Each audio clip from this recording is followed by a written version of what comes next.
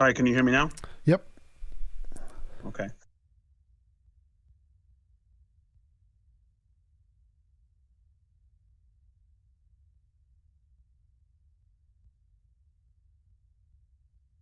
Yo, Still hear you.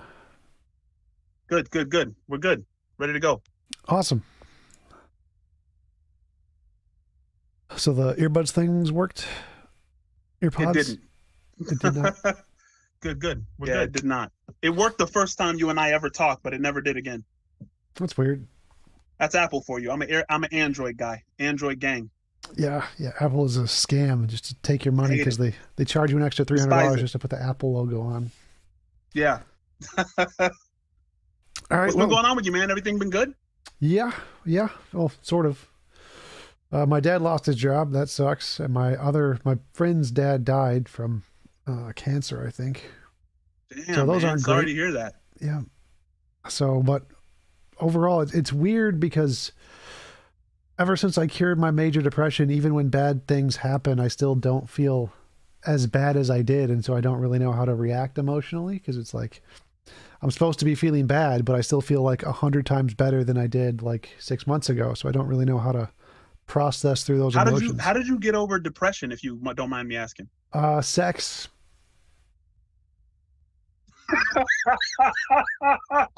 One word. That's it? Yep. Yep. It was just, Legit, bro. Legit. yeah. That's a good answer. That's a good answer. That's healthy. That's natural. Yeah. Yeah, it was actually a That's big thing because was going to therapy for like years and years, and I had been telling them, yeah, what I need is sex. Sex is the thing I need, and they never did anything to help. They never like they just wanted to talk and analyze my past beliefs or some bullshit. Then as soon as I get the sex I needed, problem solved. Just immediately gone. is this like casual sex? Is this a girl that you're interested in? Is this a relationship? Mostly casual. Interesting. Jordan Peterson says there's no such thing as casual sex because sex has consequences. Yeah, Jordan Peterson does not know what he's talking about. You're Jordan like, yo, Peterson's put never this heard in of your like, clinical psychology journals. Like, it cured my depression. yep, yep. I That's should do that. legit, bro. Yeah. And you had no idea that was going to happen or that was going to be the key to getting over it. Oh, I did. I had a pretty solid idea. So I have high functioning autism, and one of the things with high functioning autism is you have a special interest, which is the thing you're like obsessed with. And if you have that thing, you're happy, and if you don't, you're miserable. For me, it was sex with very, very cute girls, essentially. And since I didn't have that, I was miserable. And once I did get that, my depression was gone. So, and I knew You ever that. read the Art of Seduction, Robert Greene? I've read a bunch of pickup artist books. I don't know if that one I've read, but those Yeah, the those Art did of not Seduction. help He much. also wrote the 48 Laws of Power, but he almost has the writing style similar to like a New Age version of Machiavelli, where he just kind of gives you the keys to uh, and seduction is not just sexual seduction. He's like you. He starts the book with saying like everybody wants to be seduced, whether you go to a restaurant and it's you want good customer service or you want to be a car salesman. Like everything in life, especially in a capitalist society, is about the art of seduction. But it's pretty good. You should check it out Yeah, for sure. for sure. How have you been? But What have you been up to? bro, have you ever heard of, just to get the conversation kicked off? Have you ever heard of Jahannam? Sounds That familiar. Jahannam. It's the Islamic version of hell. Yes. Gehenna. Gehenna, yes. Yes, I have. Is it Jahanna or Gahannam? I think the way you Because pronounced it was Jahannam with probably like more accurate. some of them pronounce it with a J. Well, I think the way you pronounced it is probably closer to the actual Arabic pronunciation. I just couldn't recognize it. But Gehenna is like the Americanized way to pronounce it. Yeah, because the Bible talks about Gehenna, which was the place I think where people burn their trash just outside of the city. But so I don't know if Jahannam was like based on that. But bro, I went into this Muslim room on Clubhouse and they were like, okay, you can ask us any question you want. And I was like, so I think a lot of Christians and atheists get this idea of hell from Dante Inferno, right? Like a lot of it comes from the Divine Comedy, and a very little of it comes from the Bible. Like the Bible is very obscure and kind of confusing when it talks about outer darkness and judgment, and then it says in the Revelation, it says death, hell, and the grave will all be thrown into the lake of fire. Like, what does that mean? Like, that death and the grave and hell are all three separate things, and all three of them are cast into the lake of fire. Does that mean that death, hell, and the grave are destroyed? Does that mean that all of them get like a more severe version of a punishment? And it just doesn't really give you a lot of answers, and it's set against this prophetic and poetic narrative. And so I was asking the Muslims, like, what is your version of hell? And they were like, no, it's much more descriptive.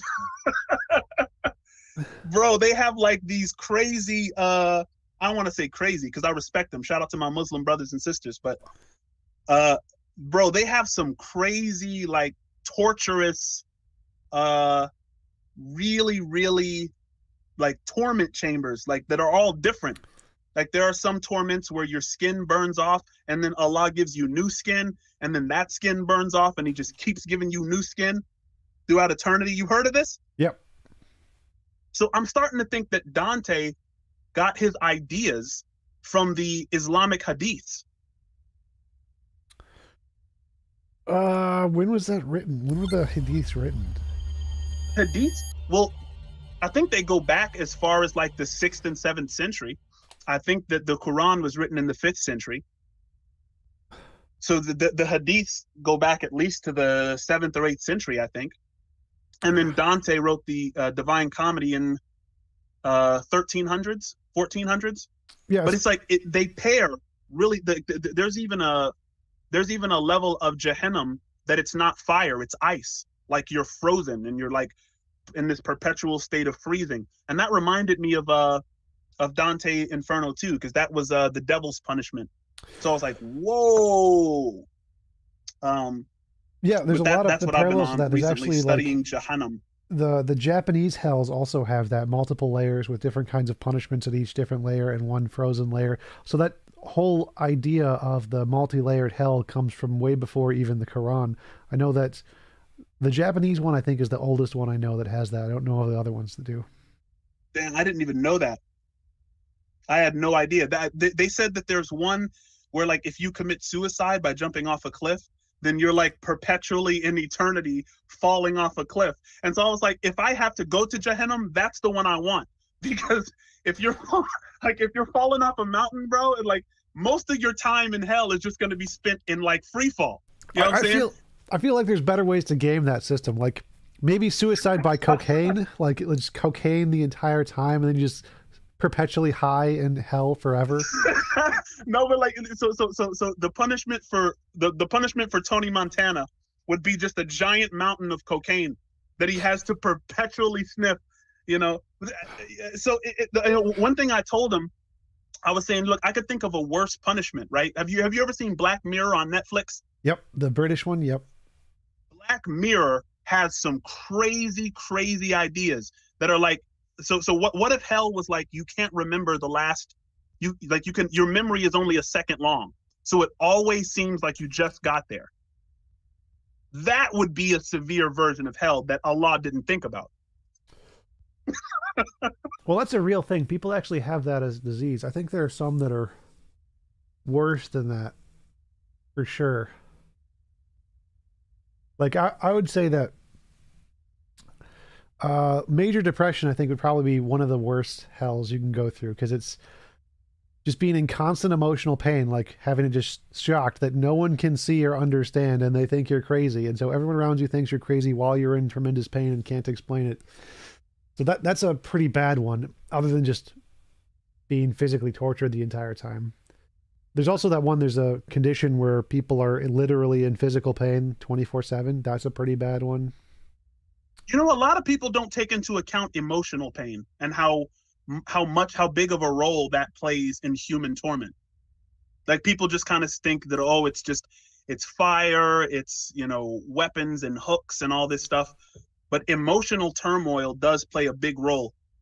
There's have you ever heard of the Catholics were they had this group called the Anabaptists that were against infant baptism in the early Roman Catholic Church. And the Anabaptists were a group that said, we are against infant baptism. We believe that we should be baptized again, right, as adults, because we didn't agree to be baptized as young people. And so the Catholic Church said, we're going to give you a third baptism, and this time you won't come up from the water. Right? So it was a threat. They're saying, we're going to hunt down the Anabaptists and we're going to kill them. Yeah. And so when they caught the Anabaptist, and shout out to Dan Carlin from Hardcore History. You familiar with Dan Carlin? Yep. Yeah, Hardcore History and Common Sense. But he tells this story, and the Catholic Church caught these Anabaptists, and they have this brass pole, this hollowed out long brass pole, right? And they put it on your shoulder, and they set you up in a single file line. So it's you and two men in front of you, and you're just looking at the back of somebody's head. And they pinch your like armpit with flaming hot tongs, and they skewer your skin off. But the reason for this pole, the reason for this brass pole, is so that when you're screaming, the man in front of you can feel your screams through the brass pole that's on his shoulder. And so it sets up a psychological trauma that he knows he's next to get whatever you're receiving, and he can't even see what's happening to you. He can just hear you and feel your screams through the pole. Like, that's some maniac stuff. Like, torture in the medieval era and beyond has just been really, really crazy. We're lucky to live in the day and age that we do, my friend. Yep, for sure. For sure. How have you been? So, say what? How have you been? How is life going for you? Oh man, I've been great, bro. I here at about noon. It's 9:15 my time right now on the West Coast. But at about noon, I'm going to do my taxes. It was another good year. I work from home. I record audiobooks. Oh yeah? Yeah, I convert books to audio, put them on Amazon, do that full time right here. Nice. So I get to stay at home, raise my kid, hang out with the wife. So it's good. It's been dope. Awesome. Also, some of my fans of my battle rap have been in your comment section. I forgot to tell, like, I am a battle rapper. I'm one of the best battle rappers there are. Look up I have Mr. seen your Biscuit. videos. Anybody who wants to look up Mr. Biscuit versus, and you'll see I'm a tactician with battle rap. So a lot of them are on YouTube. I got signed to URL recently, so if you want to, download the URL app, that actually costs, but there's certain things that are for free on YouTube still. But definitely check that out. Some of my battle rap fans have been in your comment section like, this is Biscuit from battle rap? Why is he talking about this? Yeah, I was wondering if could you school my friend Oz? Like, I want you to battle rap my friend Oz, and I want you to destroy him because he thinks he's hot shit and he sucks. He's so bad. I'll get him out of there, bro. Let's set it up. Let's do it. Set it up. I will get him out of there. But other than that, man, like, bro, have you been following the physics these days? I think the majority of physicists believe in emergence, that space-time is emergent. Yep. And you agree with this? Yep. And you don't think that this has any implications from the it's what's fascinating to me, and of course it's my bias, right? But everyone's saying, okay, space-time is emergent. It's not fundamental. What is fundamental is spaceless and timeless. My question would be, does consciousness have some description on that two-dimensional information level that's fundamental? Because if it does, that means that what is fundamental is spaceless, timeless, immaterial, and conscious. Yeah, so there's no evidence that consciousness does. All the evidence indicates that consciousness is a product of brains, kind of like pineapples are a product of matter kind of a thing. So that position is called idealism, the position that consciousness is fundamental. I'm an idealist. And there's only like the last poll I saw in physics says like about 6% of physicists are idealists. So not a very high number. They don't think that consciousness... Well, I think the first evidence of the holographic principle was presented in 2017. So, I mean, that's not... I think the amount of physicists the amount of idealists in physics is probably going to grow as more people like Jim Gates and, Michio Kaku and people kind of explain that, look, what's fundamental is not this material substrate that we've all kind of been living in. I think that, the amount of idealists that there are in both physics and philosophy is going to explode in the coming years. I mean, I don't know for sure, but that's my guess. Well, the holographic principle doesn't say anything about consciousness. The holographic principle is thus just that any 3D space or any all of the information in a 3D space can be represented on a 2D sphere around the space. But isn't the idea that consciousness is represented by physical matter on some fundamental scale? If I mean, if consciousness is not physical, it's not if it's not represented by anything physical, then it's supernatural already. But I mean, the idea amongst cognitive scientists is that consciousness arises out of some physical properties that are happening in the brain. So if those physical properties are the result or are emergent from whatever's fundamental, then whatever's fundamental has to kind of graph that on the information scale, right? Sure. So would it be inappropriate to suggest that consciousness is down there on the I hate saying down like it's directional, but I just think of it as like if something is emergent, it's up here, and what's fundamental is down there. Right. Well, if consciousness is emergent, that means it comes about as a combination of other more fundamental things. And so if something is emergent, that means it's not fundamental. Fundamental would be like the down there, and emergent would be like the top in your analogy. So because we think consciousness is emergent, that means it's not fundamental. Those are opposites. So emergent is a result of the combining the fundamental things, and the fundamental things are the things that aren't a result of anything. Oh, I froze. No. You got me? Yeah, you froze for a minute? Yeah, no, my wife texted me, so I had to text her back. Oh, gotcha. Can you repeat that last part? Yeah. Yeah, so emergent things are the opposite of the fundamental stuff. The fundamental stuff is the bottom stuff in your analogy, and Right. emergent things are what results from combinations of the fundamental stuff. So if consciousness is emergent, that means it's definitely not fundamental, because it's the opposite of fundamental. And since most physicists think that consciousness is emergent from physical processes, that means it wouldn't be one of the fundamental things. But we do agree that like information or whatever the most fundamental thing is would be consciousness would be graphed onto that. It's a result of the fundamental information stuff, but it isn't Because we can't find consciousness in brains. Wouldn't that suggest?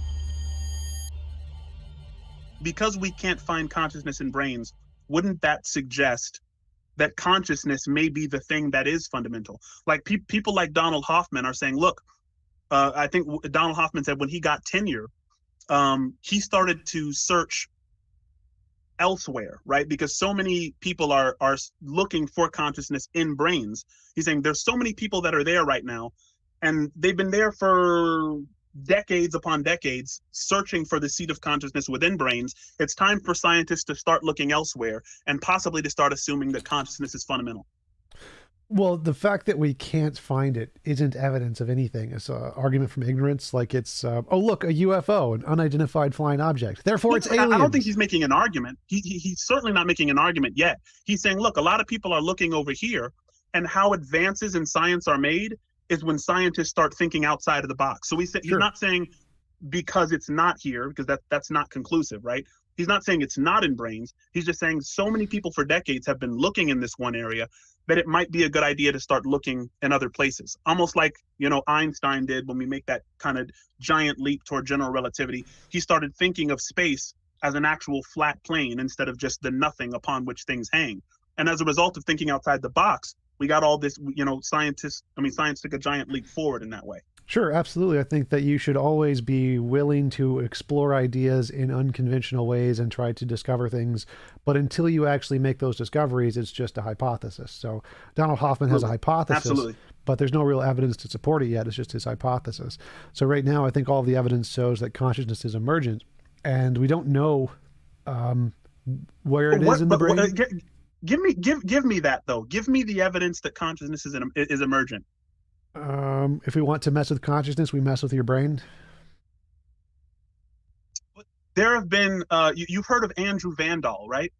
Andrew Vandal was born without a brain, no cerebrum, no cerebellum, just a cyst attached to a brain stem. Yeah. And they said he would probably live about 6 months. He ended up living 9 years. He could laugh, like he laughed at the Disney Channel. He could go outside. He couldn't walk, but he could like, shuffle around his feet and get to locations he wanted to get. He was cortically blind, so he couldn't interpret what he saw, but he could see. And so, there's no doctor that says that he was not conscious, but he didn't have a brain at all. His whole brain was filled with fluid. The brain his cranium. The brainstem is still a part of the brain. I'm sorry? The brainstem is still a part of the brain, so he still had a brain. That's the point. Like if you cut a chicken's, the thing where you cut a chicken's head off and it runs around for a while, that's because the brainstem is still intact. The brainstem is a part of the brain that can still operate heart, lungs, many different functions of your body, and so certainly that's the brainstem is still a part of the brain, and so examples like that, they do have a brain. They just don't have a whole brain. They just have that part of the brain. Right, but then you have people who are you familiar with the phenomena of locked in syndrome? People who are like locked in their bodies and they can only like blink their left eye. Yep. A lot of those people have gone through what's called a brainstem stroke, where a lot of the brainstem has died, and they are fully conscious. There was a person who wrote a book called The Bell and the Butterfly, and he wrote the book by blinking with his left eye because he was locked in, and the whole book was about what it was like to be in locked in syndrome. And I'm trying to read this book right now, and it's phenomenal. But he's totally locked in, brainstem stroke. A lot of his brainstem, of course, dead, but was fully and entirely conscious. So the question then becomes, is consciousness like running around to different areas of the brain that's useful? Like if you lose your right hemisphere, does the consciousness run to your left hemisphere? If you lose both your cerebellum and your cerebrum, does it run to your brainstem? And if you have a brainstem stroke, does it go? So I think, of course, I, as a non-neurophysicist, can't answer any of those tough questions, but I think this is one of the reasons it's called the hard problem, Well, yeah, it doesn't move anywhere. It's a collection. So your consciousness is taking all the different parts of your brain and comprising it into a whole image, essentially, but it's not moving. It's just each individual part is like a big Lego set or something, and if you damage some of the parts, the rest of it's still there. So it's more just your consciousness is spread out because it's a pattern in your brain that's just working at the same time. And if you damage a part of it, the other parts are still there. So I wouldn't say it moves. It's just if some part gets damaged, the other parts become more pronounced. Have you ever looked for definitions of consciousness? It's one of the hardest things to do. Yesterday I was looking up what is information, and I watched that show Closer to Truth, where he goes and asks, the tech savvy people and the philosophers and the physicists, and there's not a common sense definition of any of these things. Like one of the problems with consciousness is just defining what the heck it is. You know what I'm saying? Well, that applies to everything. I tend to go with the phenomenologist concept of consciousness, which is aboutness. Like when I see, I'm seeing about something. I'm seeing TJump. When I hear, my hearing is about something. My thinking is about something. And so, but then, certain people say, well, that's not consciousness. Consciousness is what it feels like to be something. And then you get in the weeds because you're like, well, how does it feel to be a rock? How do we know that that it doesn't feel like something to be a rock? And so I think one of the problems of consciousness is definitely finding a working definition that goes across all fields. Well, the same problem exists in everything. So if you try to find a definition of energy or a definition of matter, the same thing arises because we don't have any fundamental access to the universe. And so we're making relational definitions. How does this relate to that?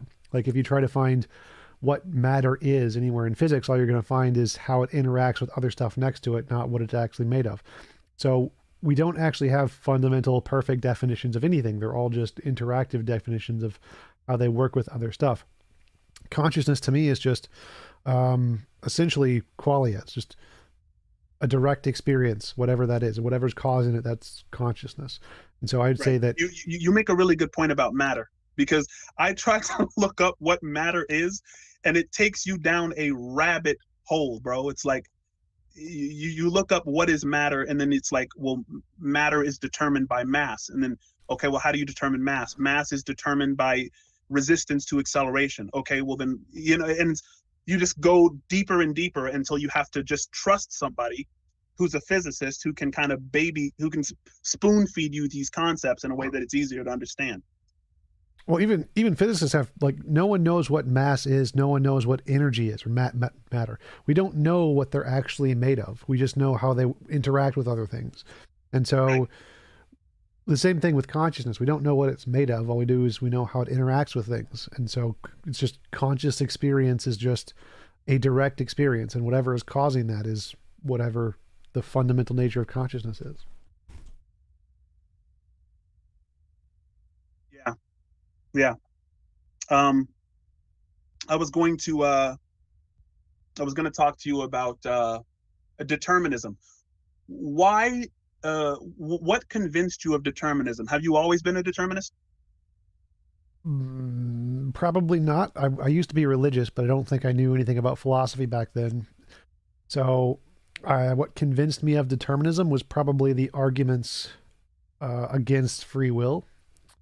So, I don't think free will makes any sense as a concept. I think that everything you do is either going to be done for reasons, in which case it's going to be determined by those reasons. That's determinism. Or it's going to be done for no reasons, no reason at all, in which case it's indeterminate or random. And so I don't think anything you could do to add to that equation will get you free will. It's either going to be determined by prior reasons, or it's going to be determined by nothing and just completely random. And here we reach another problem with the analogical use of language, because it's like, what do you mean by freedom? As a layman, I've always interpreted freedom as doing what you want to do. I do whatever I want to do, and I think that's the reason the majority of philosophers are compatibilists, because they think, all right, if freedom is doing what I want to do, then it doesn't matter what causes it, because laymen and people who aren't even philosophers, when you ask, are you free, they immediately think of being held captive, right? It's like, well, am I being held captive by anything, or am I doing what I want to do? I feel like I'm doing what I want to do, so yeah, I'm free. And then, when determinists come in and say, oh, well, no, your ideas are just kind of uh, matter and energy in a state of flux, in your brain, then they say, okay, well, that's the process of, but as long as I'm doing what I want to do, as long as I feel like I want to do it, then I'm free. When people say, well, could you have done something otherwise? Could you have done the opposite thing? It's like, well, if I wanted to, I would have. So I guess I couldn't have done the other thing because I didn't want to do the other thing then. I can do the other thing now because, can I raise my left hand? Can I raise my right hand? Depends on if I desire to do those things. And so it becomes another definition problem. It's like, well, how are we going to define freedom? Yeah, for sure. So I don't have any problem with compatibilism, because compatibilism is a kind of determinism. Compatibilism is the position that free will is compatible with determinism. But by free will, what I normally mean is libertarian free will. Like, there's actual freeness there.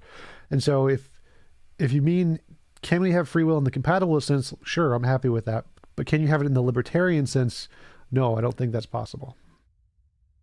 And the libertarian sense would suggest, I think, that my thoughts are detached from all prior causes, that I am a free agent, like in a free system, and I just have all these, choices in front of me with no background that's, pressing upon me. Yep. Yeah. So yeah, I'm probably a compatibilist too then. I just I don't know. I guess what would I wonder what a determinist would say free will is.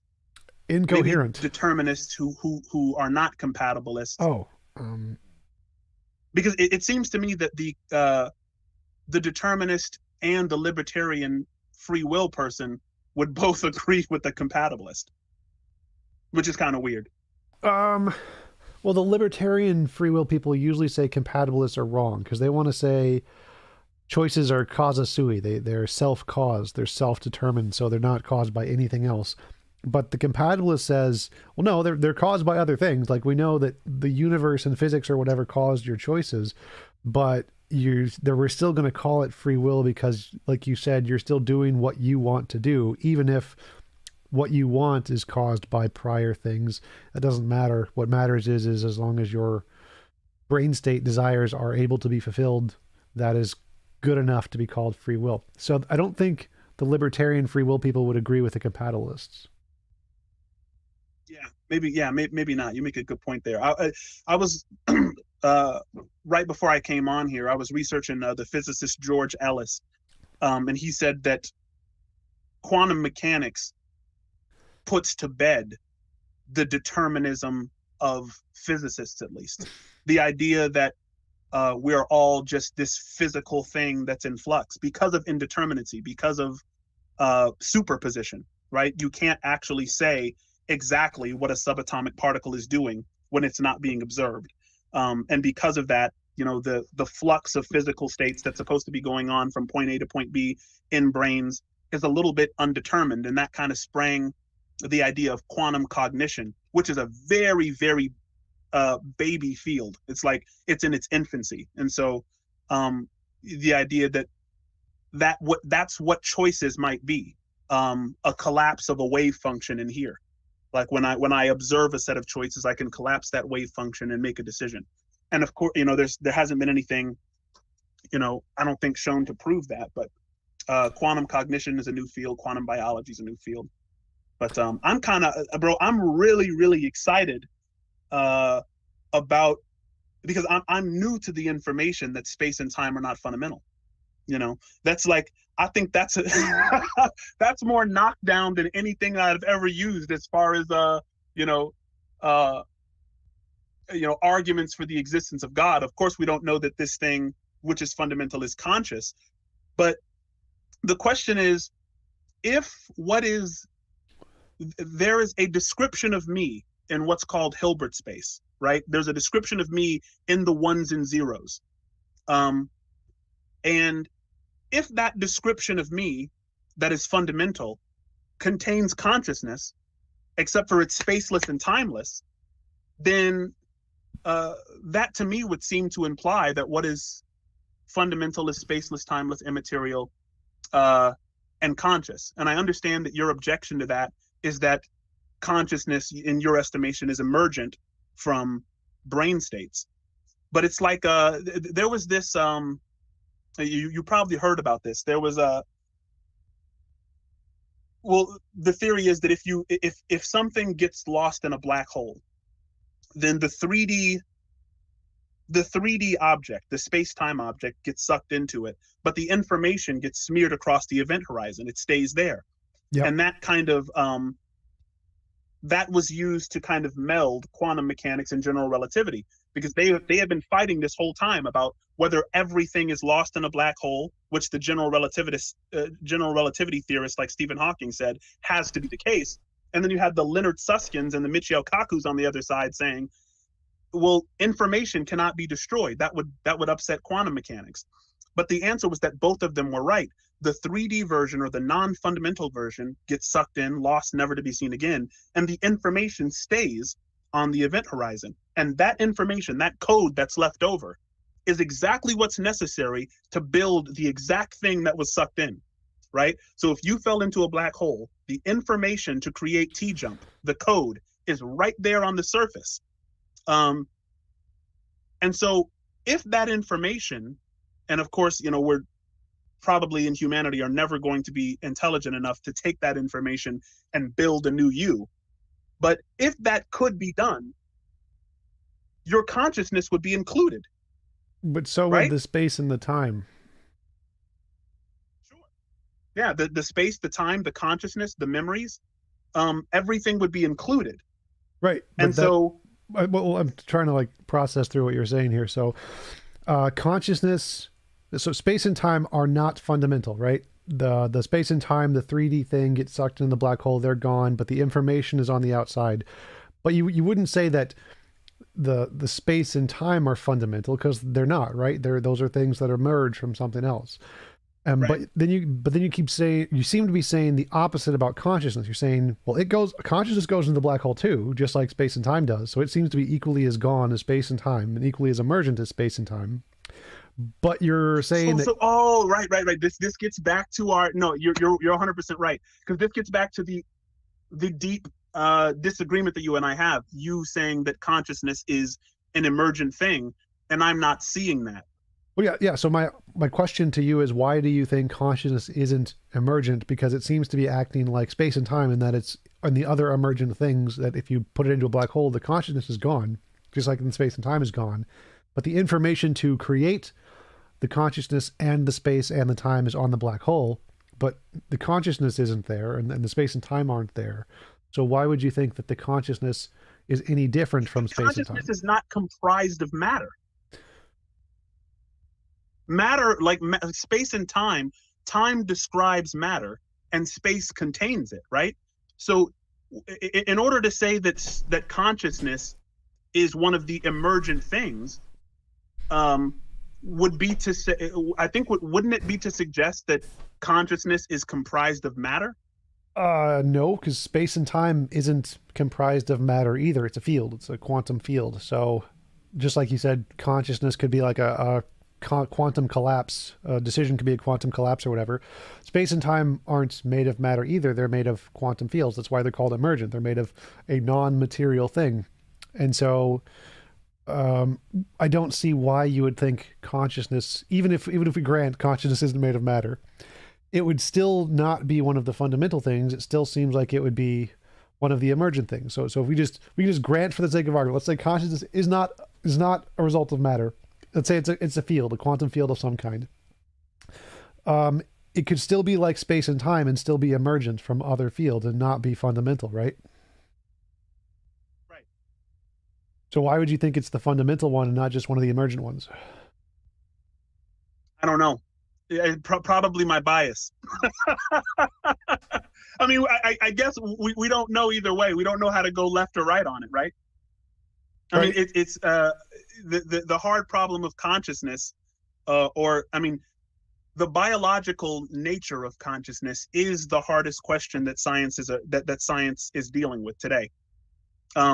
Besides, maybe what is dark matter or dark energy. I'm not That's sure about that's that. I think like the P or NP problem is probably one of the hardest ones, or Gödel's incompleteness theorem might be one of the hardest ones. But what do you think would be simpler? So like, simplicity is valued in theories. If we want to say what knocked the cup over, we could say it was the wind, or we could say it was a magic squirrel that caused the wind, or we could say it was a magic god that created the magic squirrel that caused the wind. And you can keep adding more fundamental things to it. But if we just want to say, what's the simplest explanation to explain the phenomenon? Well, it's just the wind or whatever. Wouldn't the simplest explanation to explain consciousness just be it's an emergent property of the brain? Why would we prefer thinking that it's more fundamental? Well, it would be easier. There's just no evidence of it.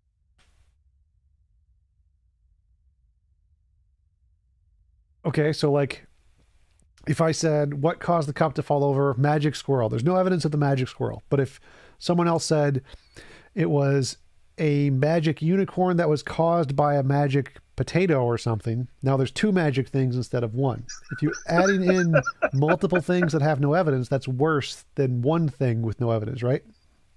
Well, certainly, but you have to lean in a certain direction, I suppose, right? I mean, I think when you talk to physicists uh, about the nature of consciousness, they lean in a certain direction while maybe admitting ignorance to what is to what's objectively true. Sure. Yeah. And so I'm just saying I don't have. It's kind of what I'm looking for. It's I wonder, because we're saying that information is there. Information plays a vital role in the 3D reality that we experience. And my question is, has ever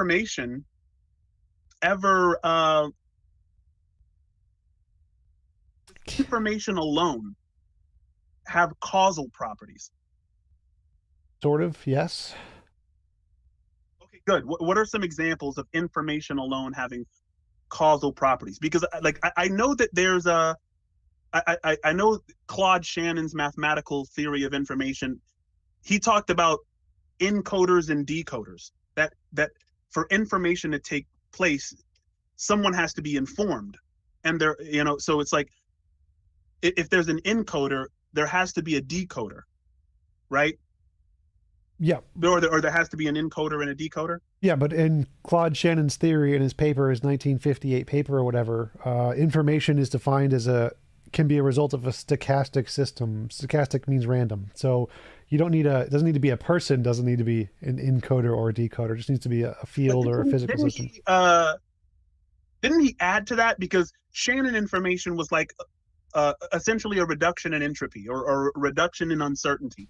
So uh, um, if you look at something and it reduces uncertainty, that's is that really enough to call it information, or is it just non-sequence specific information? Because I think that the information that's two-dimensional is actually it's producing a function, right? It's describing this AirPod case. It's describing this hat.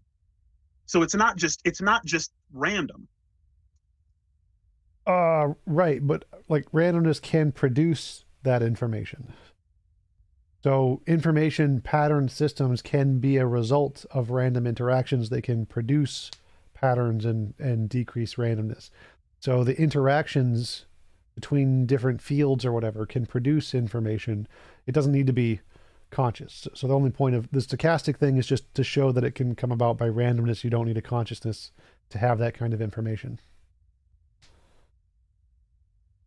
So from let me see if I can steel man your beliefs and tell me where I'm off. Your beliefs are that we evolved uh, with our brain as kind of an information processor, and we kind of evolved to process the information that's inherent in the universe. Sure. And you think that the information in the universe um, is just there. That because wouldn't it? It just seems to me so, and maybe it has to do with my layman understanding of what information is. Because if I'm thinking about a book, the words in that book and the sentences in that book are performing a communication function, uh, and it's performing the communication function from an encoder, and I'm decoding it by reading it. I'm being informed. So uh, your idea is that our brains that are decoding this information in the universe, that there was never an encoder, that it's just information that's just inherent in the system somehow. Well, there's a two different kinds of information. The kind of information that we see in a book isn't the same as physical information. Physical information Absolutely true. Is a different topic. So in physics, the kind of information we're talking about is physical information. It is describing the system. So no one encoded. I mean, Jim Gates calls it. Jim Gates literally called it computer code in his conversation with Neil deGrasse Tyson. He said there are ones and zeros in strings. It's like when you see the up and down spin of electrons that are entangled, right? That is like a one or a zero. Like it's code in the truest sense of the word. And so when you think of code like that, I think it's remarkable to imagine that a very similar system to the ones that we see in computers that produce icons are the same systems that exist in the fundamental nature of reality that produce my 3D image. And to imagine that in one system there is a designer and in the other system there is not. I don't know. I don't think that there's a logical jump that I'm making. I don't know that I'm leaping. So think about it this way. Imagine there was a designer. How would you Yeah. describe the properties of the designer? You'd say it's got to be made of something. Like you have to have some way to describe it. It has this and does not have that property. And that way is a binary on-off switch. Either has it one or does not have it zero. So the language that we can use to describe the properties of any fundamental thing, whether it's a god or a field, would be binary or a language like math, regardless of whether or not it was a creator or a field. And so it doesn't, you would have to apply the same reasoning to the god and say, well, why can we describe the god's properties with binary, just like we can describe the nature of reality with binary? Does that mean God was designed by something else? And if he was designed by something else, who designed that designer, et cetera, et cetera? So it Sure. I seems, mean, I think all those questions, bro, all those questions become fair game. Like you reminded me just now. You ever watch Star Talk, Neil deGrasse Yes. Tyson's podcast? Yep. So he has this non-funny comedian that's on there every now and again. You know who I'm talking about, right? That guy who makes corny jokes. He's cool. Shout out to him. I'm not trying to hate on him, but like he's not funny to me. But he, in his conversation with Neil deGrasse Tyson, he said something pretty crazy. He said, "What if the speed of light is that speed because the programmer can't program that fast?" Like if you go beyond the speed of light, you would run into the ones and zeros. Like you would run out of the matrix, because so many physicists are getting on board with this emergence idea. And so you have people saying, "Oh, the universe is a hologram," which I know is a misinterpretation of the holographic principle. But some people are saying, "Oh, it's virtual reality." You have people like Donald Hoffman saying reality is not real. So many physicists are jumping on this bandwagon since 2017. And they said, what if the reason the speed of light is the speed of light is because, whenever you open your eyes, you are collapsing wave functions, and the designer just starts designing things, in your atmosphere at the, at the speed of light is the fastest that he can do that. It was just kind of a funny concept that there was actually some programmer that's just designing all this in real time.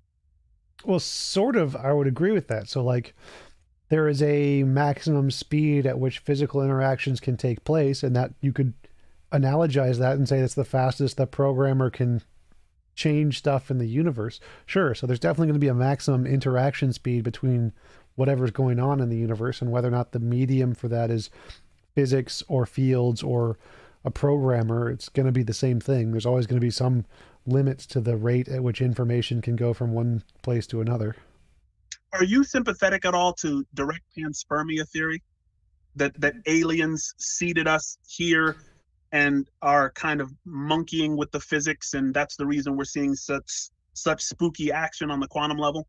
No, I have never connected those two theories at all. I'm not a big fan of panspermia because I think that the work in abiogenesis and RNA world hypothesis is making a lot of progress, and so that's pretty good indication that's the right theory. But I've never heard it tied into the idea that aliens are monkeying with the physics. That's why we see quantum mechanics. That I had not heard before. Yeah, Fred Hoyle, the great astronomer, said that a common sense interpretation of the data suggests that a super intellect has monkeyed with physics. He was just that's what he said when he was first hit with the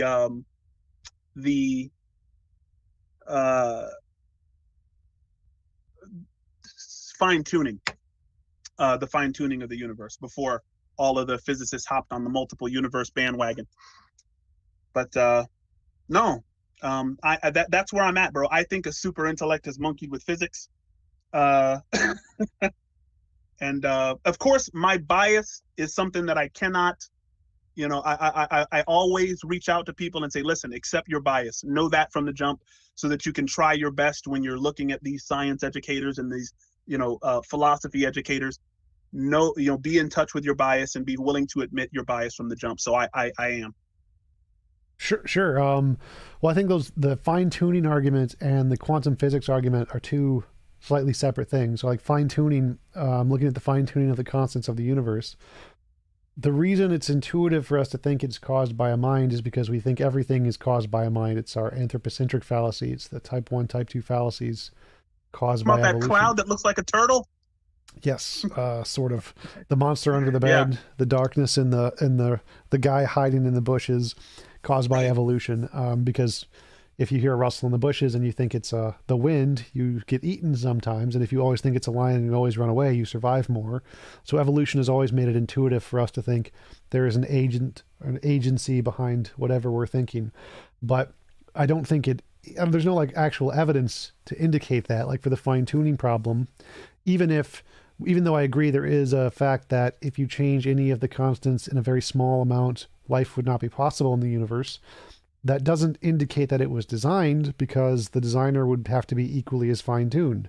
You'd have to say, what created the designer in such a way that its nature would create this universe as opposed to any of the other possible universes? Because maybe It could have liked a universe with only puppies, or a universe with only black holes, or a universe with only hydrogen atoms.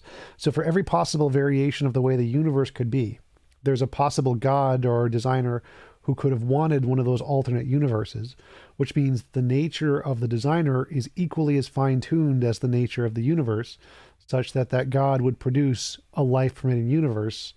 And so it doesn't seem to me to actually answer the question. It just pushes the can down the road, and you try to have to apply the exact same problem to the god, and why is it fine-tuned? So that's why I've never really... I mean, the thing is, if what we know is that time is not fundamental but an emergent property, then whatever is fundamental, there couldn't have been a time for the creator of the emergent universe to have been created. What's fundamental has to have always been in an because there's no time there, so you can't put a priority in time in beyond the creator of time itself. Well, I think there's a sort of like conflation many people do when they talk about that. Time doesn't mean literally any change. So there you can have change without time. That's Sure. why space-time is emergent, because there are other fields and other things to facilitate change other than time. And you could describe those on like a graph and say this is point A of whatever this new field is, and there's a variation across a spectrum, and you can call that philosophical time. But it wouldn't be, because time is just a single kind of field in physics. So there are other kinds of fields that can facilitate change other than time.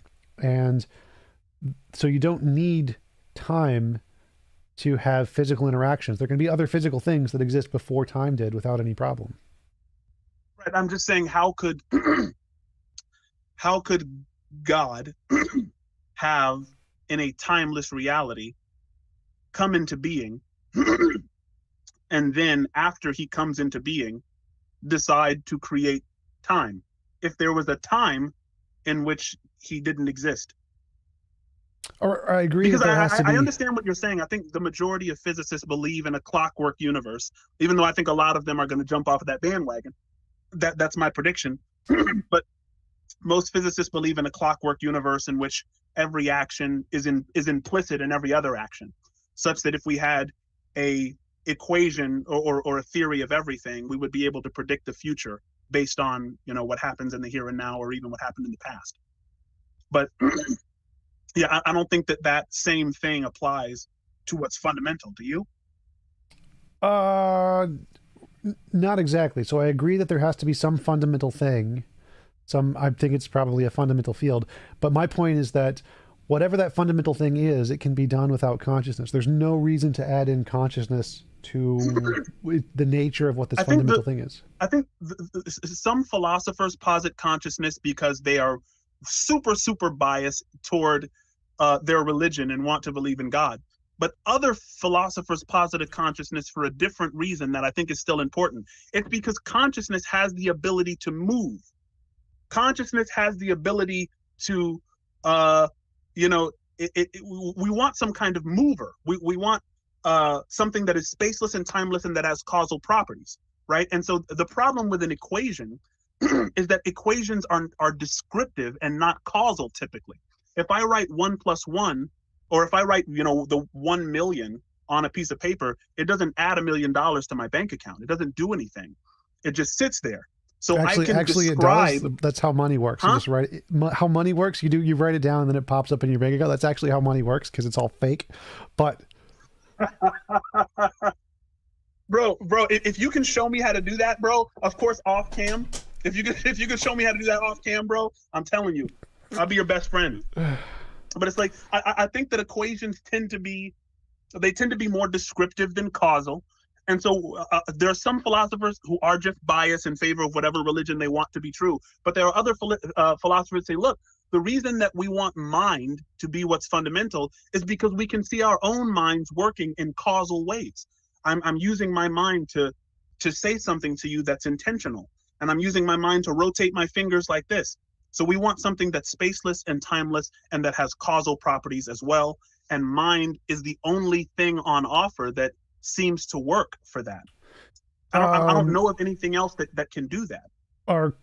Would you agree quantum fields are causal? Like Hilbert space, vacuum states, they cause things, virtual particles, those are causal, right? Well,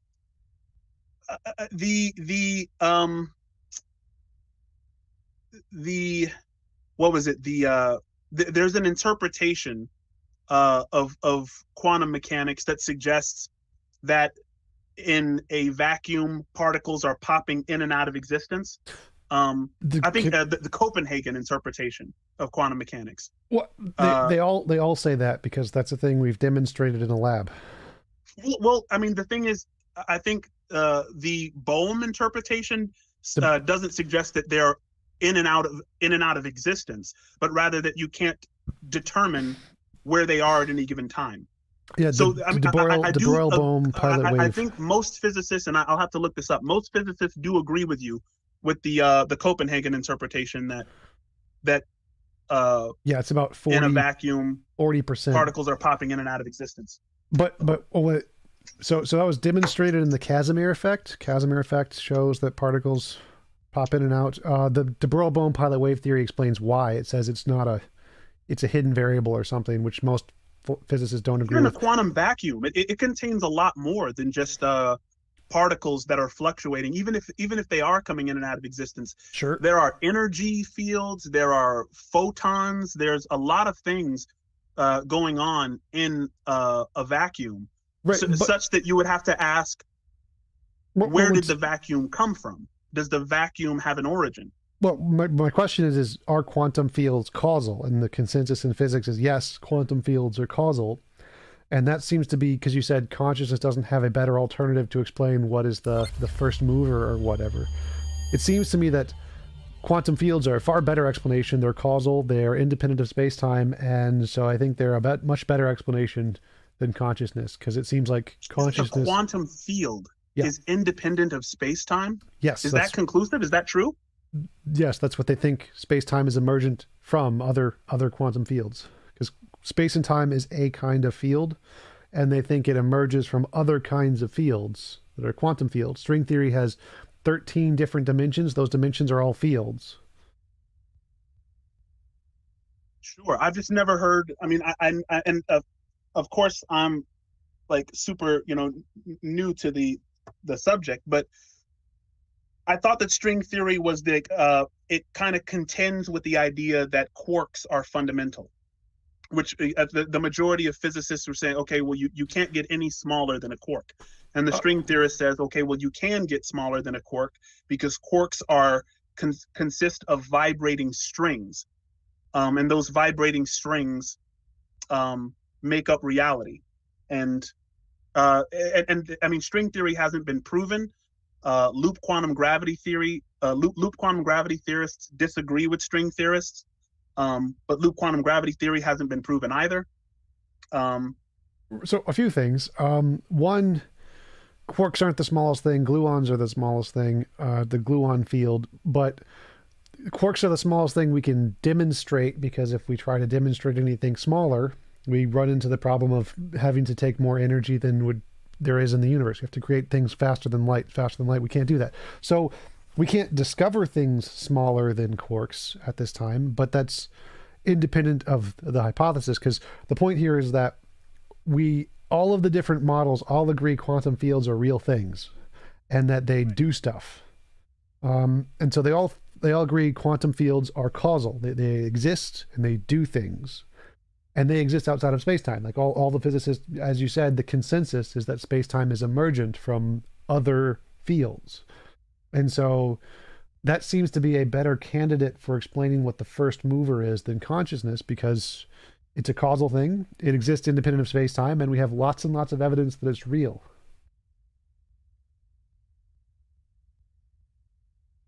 yeah. Uh, I hear you with quantum fields. I think another problem that philosophers have with how a universe erupts out of a quantum field is that why wouldn't other things erupt out of it? They do. If out of a quantum field They can do. come absolutely anything, including a universe that includes you and I talking, then why couldn't anything random pop into being? We could, but it's very unlikely. So The Casimir effect, what I mentioned earlier, is that virtual particles pop into existence. They're real things. Usually what pops into existence is a particle and an antiparticle.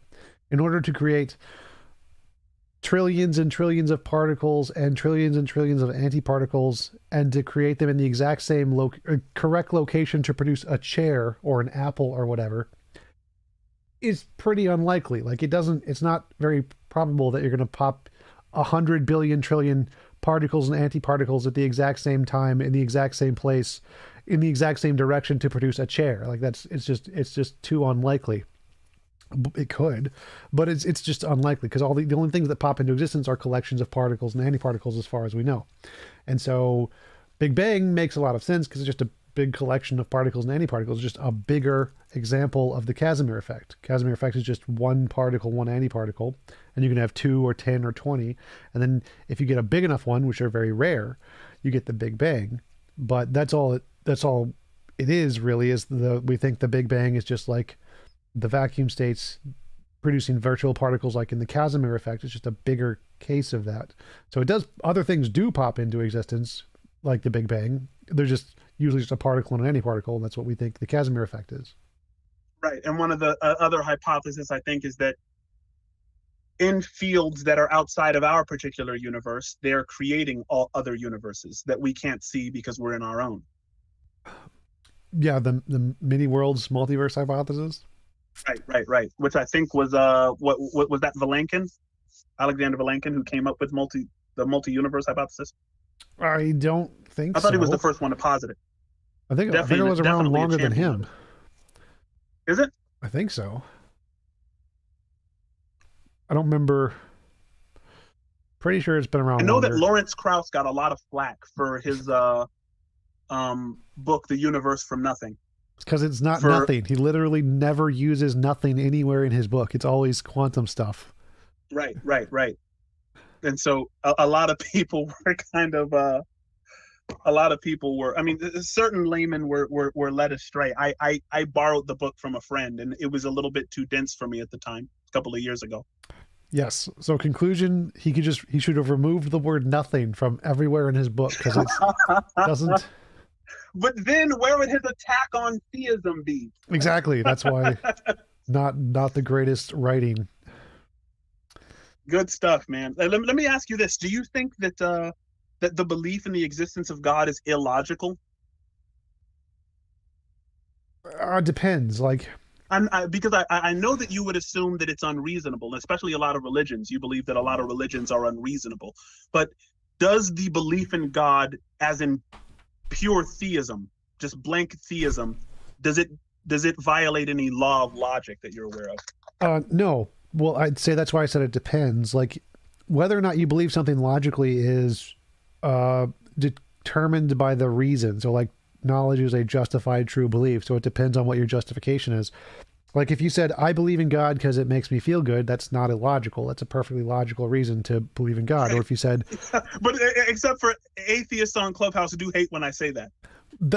They want me to dig in my bag and get some get some arguments out. But sometimes I say, hey, look, I believe in God because it's great for my community. It's been great for my life. It's like determinism is true, therefore I can't not believe in God. Just everything, man. And they they want me to dig into those are perfectly logical reasons. It would only be illogical if you said, I believe in God because I have this strong empirical evidence. If there's no strong empirical evidence, then that's an illogical belief, because the thing you basing your belief off of doesn't exist. That's not a good thing. So it would only be illogical if you believed for a reason which was demonstrably false. But it's perfectly logical to say, I believe in God because it makes me feel good, or we just don't know and it's possible. That's perfectly logical. And so it depends on the individual's belief, whether or not it's logical. For sure. So if I were to say, look, I believe in God because space, what is fundamental is spaceless, timeless, immaterial, and I don't see any evidence that consciousness is emergent. I would say that's probably illogical. That's more like an argument from ignorance, I think. Because it seems like you're prioritizing one of the possible explanations, and it seems to be the worst one as far as I can tell. I'm saying if I define God by the classical omni properties, God is spaceless, timeless, everything that William Lane Craig says. Spaceless, timeless, immaterial, enormously powerful, creator of the universe, right? That sounded more like But a KFC guy, the Colonel impression, but take it. I'll take it. you said like Colonel Sanders? Yep, Colonel Sanders impression. Spaceless, timeless, 33 flavors. How many flavors in KFC chicken? This chicken is enormously powerful.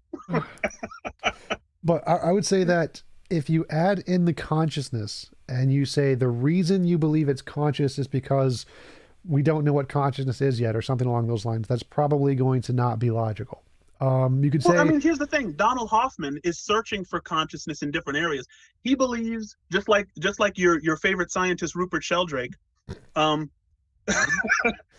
Hoffman says he's looking for consciousness on the fundamental level, because, and he's not, like, it's not an argument, right? It's not, like, you can't say to Hoffman, like, look, you're being illogical, because he's not making, well, you know what? In Hoffman's case, he is making the claim that consciousness is fundamental. But when people say consciousness is emergent from brains, it's like, we haven't discovered that. We haven't discovered the seat of consciousness. You know, it's a Cartesian myth that it's in the pineal gland, you know, from which I think most philosophers started to think that mind states were, you know, irreducibly bound to brain states. And yeah, I think a growing number of physicists and neuroscientists are saying, look, let's look let's look elsewhere for consciousness. And I think that that's perfectly reasonable and logical to do. I think if you say that you found it, you have a big burden of proof there. Right. If you say that you found it in the, the fundamental area, or that you've discovered that consciousness is not located in brains, and but I think as for now, everyone who has an opinion is just purely an opinion right now. It's one of the toughest questions in science, according to the scientists. Sure. So I'm totally fine. Looking wherever you can look with whatever hypothesis you can think of is always reasonable. That's always logical. The part that becomes illogical is when you overstate or you have too much confidence in what you have as evidence. So, like, one example is, I believe in objective morality. Now, I admit no empirical evidence. I have no evidence. I just think it is intuitively, it is a better explanation for me. I think we're going to have evidence in the future. We have nothing right now.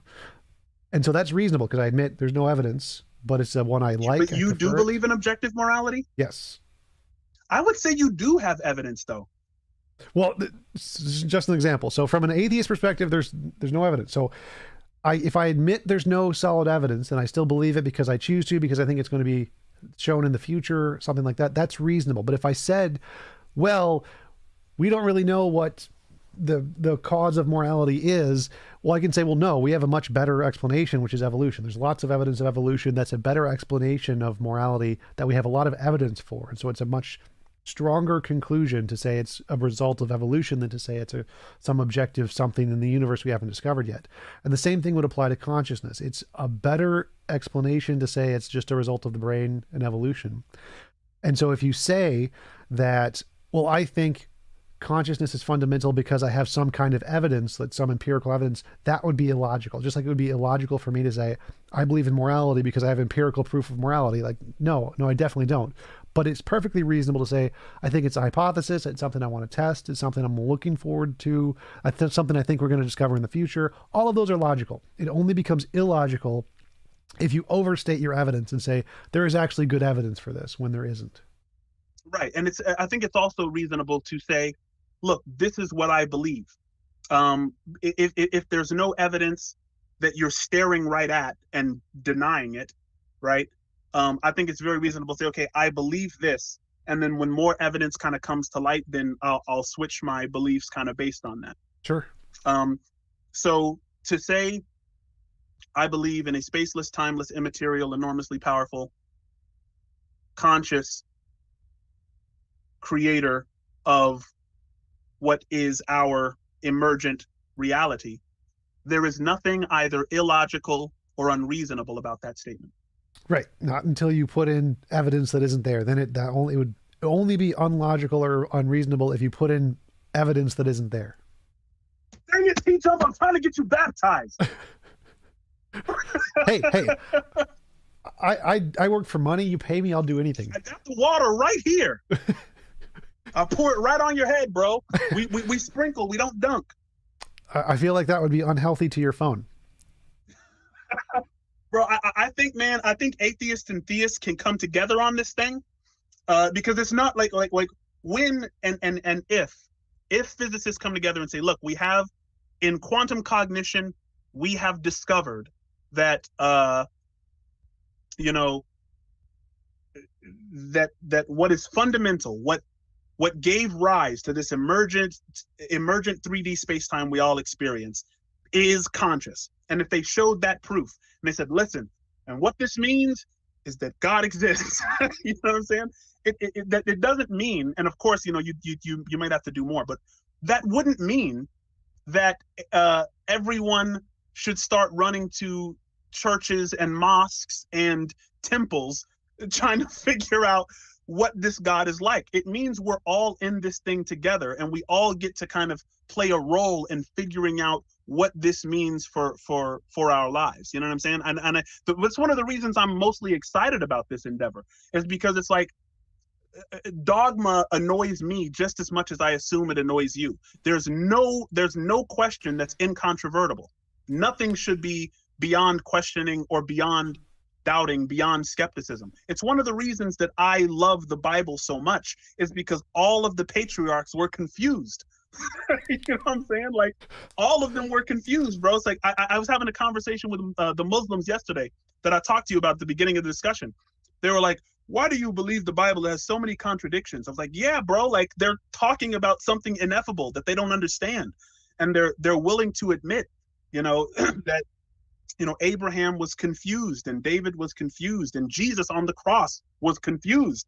Paul said, I count not myself to have apprehended it, and so I think I'm a part of that same journey of wrestling with the God idea. And it would be so dope if science presented the opportunity for others who are non-religious to join in that, because I think we need as many minds thinking about these types of things as possible. Yeah, I think that's one of the most beautiful things about science, is that we admit we don't know and we try to make progress. And the admittance that you're ignorant is one of the greatest steps towards knowledge. Like Socrates, the only truth, wisdom is in knowing you know nothing. I think that it's a benefit of an ideology when it admits it doesn't know, rather than pretending to know things that it doesn't. That's a fact. But what do you do with that fear? Like you said that you were like you were coming off depression, and you found a way to kind of to get rid of that depression. How do you deal with that fear? Like the fear that people have of letting go of their dogmas and ideologies, and the fear of the consequence. There's big consequences, bro. Like when I was talking to the Muslims yesterday about Jahannam, bro, those consequences are spooky.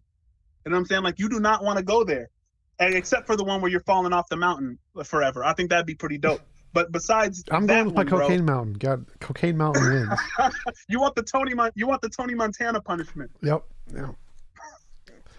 But I mean, like, how do you get over that? Like, when people feel like they're abandoning something that has meant so much to them, it's like you get to that point where a man convinced against his will is of the same opinion still. Yeah, I think that that's a very hard thing to do, to overcome those kinds of fears. I think the best way to do it is by finding something you see as equally as important that you're making a difference in the world. So something like helping people to improve their lives. And if you can do that more from rejecting an ideology, then you're more likely to be able to be okay with it. So like, one of the things I'm working on is I'd like to start a church, an atheist church, and to partner with Christian churches to help lower the cost of living for as many people as much as possible. And if an atheist church can do this to benefit people's lives, and do it in a way that many religious people, like my parents, they don't like that I'm an atheist and have an atheist church or whatever.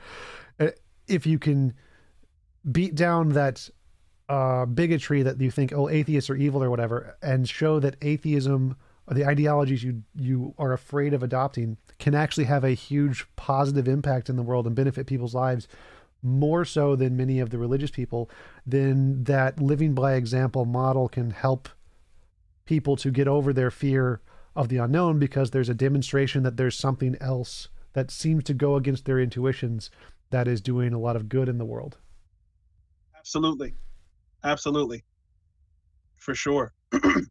Man, on Clubhouse, we were looking up this scientific data that says like people don't trust atheists. Like atheists are mistrusted regardless of how normal they are. I mean, there's atheists who are jerks. There's atheists who are the kindest people that I've ever met. There's religious people who are jerks. You and I happen to know one of them, or possibly a few. I don't know if Darth Dawkins counts as a person. That are the coolest people. Say what? I don't know if Darth Dawkins actually counts as a person. He's more of like an amoeba. Bro, there was somebody who got him, bro. Like God spoke through an atheist one time, and bro, on YouTube, bro, like there was this guy who was talking to his soul, just about how he is and how much better he could be. I don't know if I'll shoot it to you in your DMs on Twitter later, yeah. But I mean, somebody was getting him out of there, bro, in a way that I had never seen before, because he has kind of this script that he runs that he wants you to stay inside. And if you get out of that script, he can't really do anything. So he wants to kind of return you to that script. Yeah, send it to me. Check it out. That'll be hilarious. Oh, for sure. Absolutely. Have you seen the clip where Darth Dawkins admitted he was wrong? The one clip? It's impossible. I know, right? There's one clip where it actually happened. It's hilarious.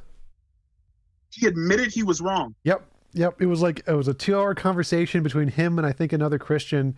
And right at the end, like the very last clip on the Tom Rabbit YouTube channel, which is just the Darth Dawkins tribute channel, he admitted he was wrong. This is like an old one. This was like 3-4 years ago. It was hilarious. Like totally. So he's learned not to do that. Yeah. He has corrected his mistake. He's grown in his Darthness. Yep. That was 4 years ago. That was baby Darth.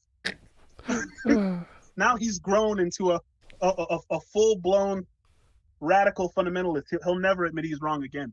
Yep. Man.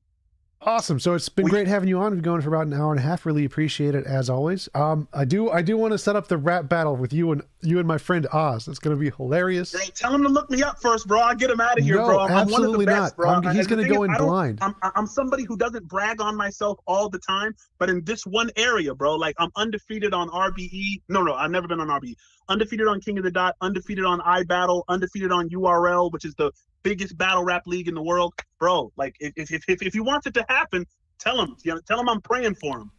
I'm gonna tell him you're a noob. You've never done it. He's just looking for some intro. Right. Tell him I just want to get my feet wet. Yeah, it's gonna be awesome. And we'll set it up. Yeah, awesome. Anybody who wants to look that up, look up Mr. Biscuit Versus on YouTube, and then all of my battles will pop up. But I appreciate you guys. Absolutely. Thanks again for coming on. Shout out, bro. And I will talk to you later. Yes, Peace sir. Out. All right, peoples.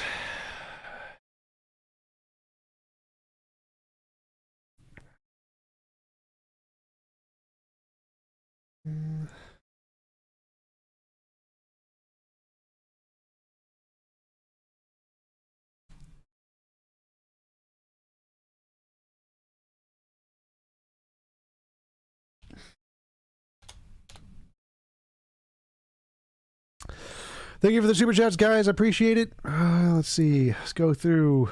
Keep the change, Tom. Appreciate it, Chegwin. The best with the pounds. If you're willing to try praying for 100 big and small things today and see what happens. It's not scientific because it's your own existence.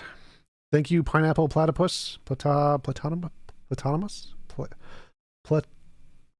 Platypotamus. Pineapple platypotamus. What was happening there, TJump? Are you going to get into the battle rap scene? Is that what's happening? I'm going to set one up with Oz. It's going to be hilarious. Genius Tracks, appreciate the super chat. Hi, Biscuit, I rap as well. I don't battle the rap, though. Give it a spin sometime if you got a shot. I mix engineer as well. Peace. Thank you for the super chat. Native Atheist, thank you for the super chat. Go TJump. Love it. Alrighty. You guys got anything going on? Nope, just dealing with Discord drama today. I'll leave that there though. Discord drama? It doesn't even it can't get aired out on YouTube anyway. Oh, So gotcha.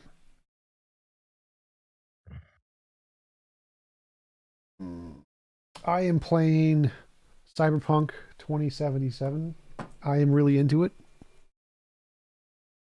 It is super fun. The loading screens are just abysmally long, though. It hurts me. It hurts me so much how long the loading screens are.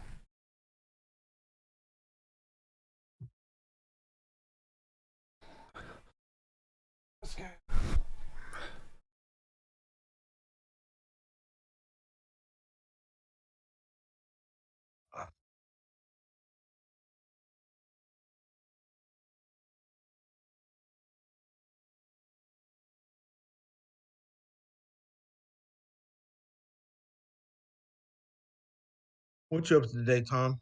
What? What you up to today? I'm gonna play. Oh, I need to donate plasma probably and play a lot of this game. How you liking it so far? It is very, very good. I very much like it.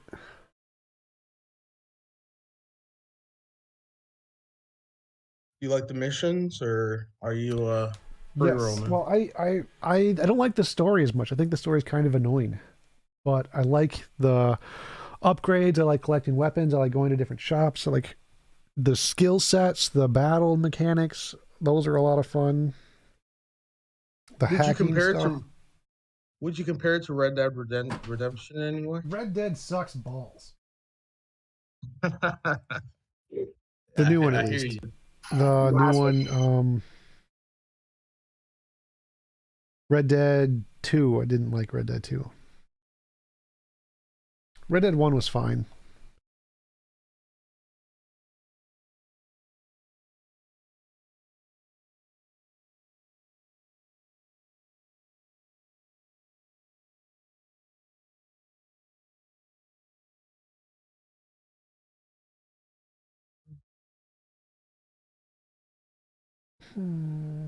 Loading. Oh, press circle. All right. I figured out how to get the mouse and keyboard thing to work, which is good.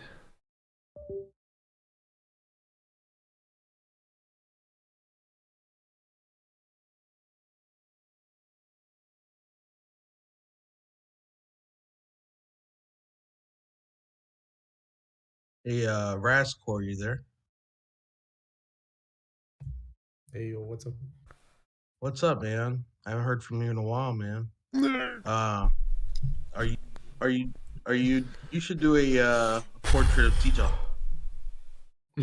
I don't, I'm not sure that would work. I could try, but like, see, I'm not very good with like exaggerations and cartoon stuff, and yeah, Frank, you can't just give away Pfeffery's job like that. yeah. Now, if someone would pay me, that would be a different story. How much would I have to pay you? uh, Honestly, like, I don't have like a portrait, huh? Let me think Portrait? about that. I don't know, something like $60 or something like that. Portrait for what? Yeah, good question. The chair portrait. I think it would be of you standing at the pulpit of your future church. Sounds good.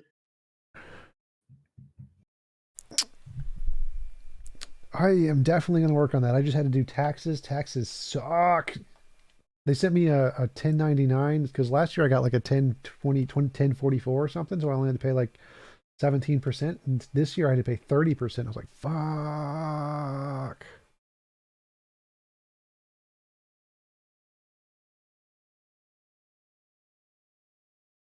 Taxes are expensive.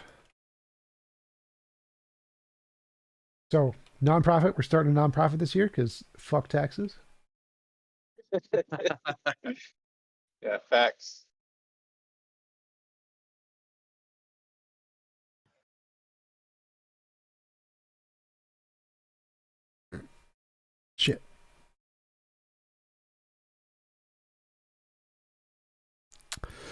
But yeah, that is definitely something I want to do. I really do want to start the atheist church and get events started up regularly. Anybody going to the American Atheist thing next month? I wasn't planning on it. Where is it going to be at? Arizona, I think. Phoenix. A 10, 12-hour drive, maybe. I might get a table there, which would be cool.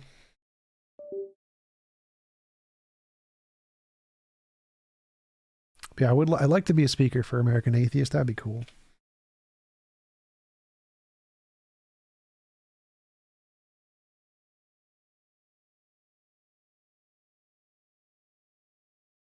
Anyone new on the scene this year? Is it going to be sort of the same bunch of people for the most Captain part? Dadpool. Oh, okay. He's got a really small YouTube channel, but absolutely massive TikTok following. 400,000 or something on TikTok.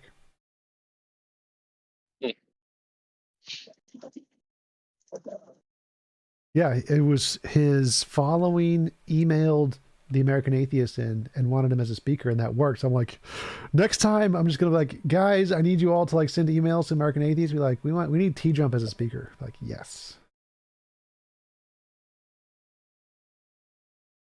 Wait, you want to enlist us to shoot emails? Yes, to American You Atheist. have programmers that could probably just make that happen a lot.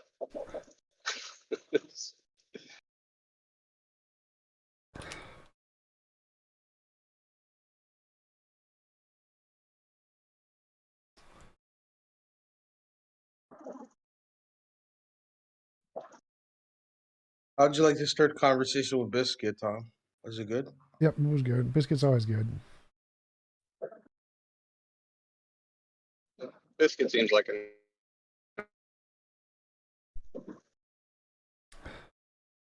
That was an awkward place for you to cut out. You cut out, Bill. oh well. Well, so it's like Biscuit seems like a, and then you cut out. I was like, well, Sorry. Well, whenever I'm in here during the day, I'm working, so I'm driving. So like, I just cut out. I was just saying he seems like a nice guy for the most part. yeah, he's really cool. He's a cool theist guy.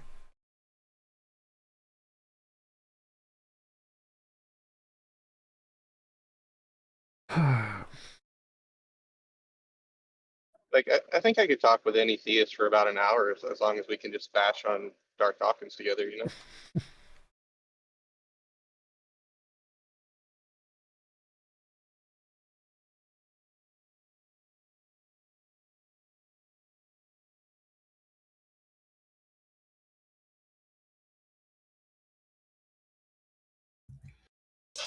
What was the show about? I guess because this is the after show, right?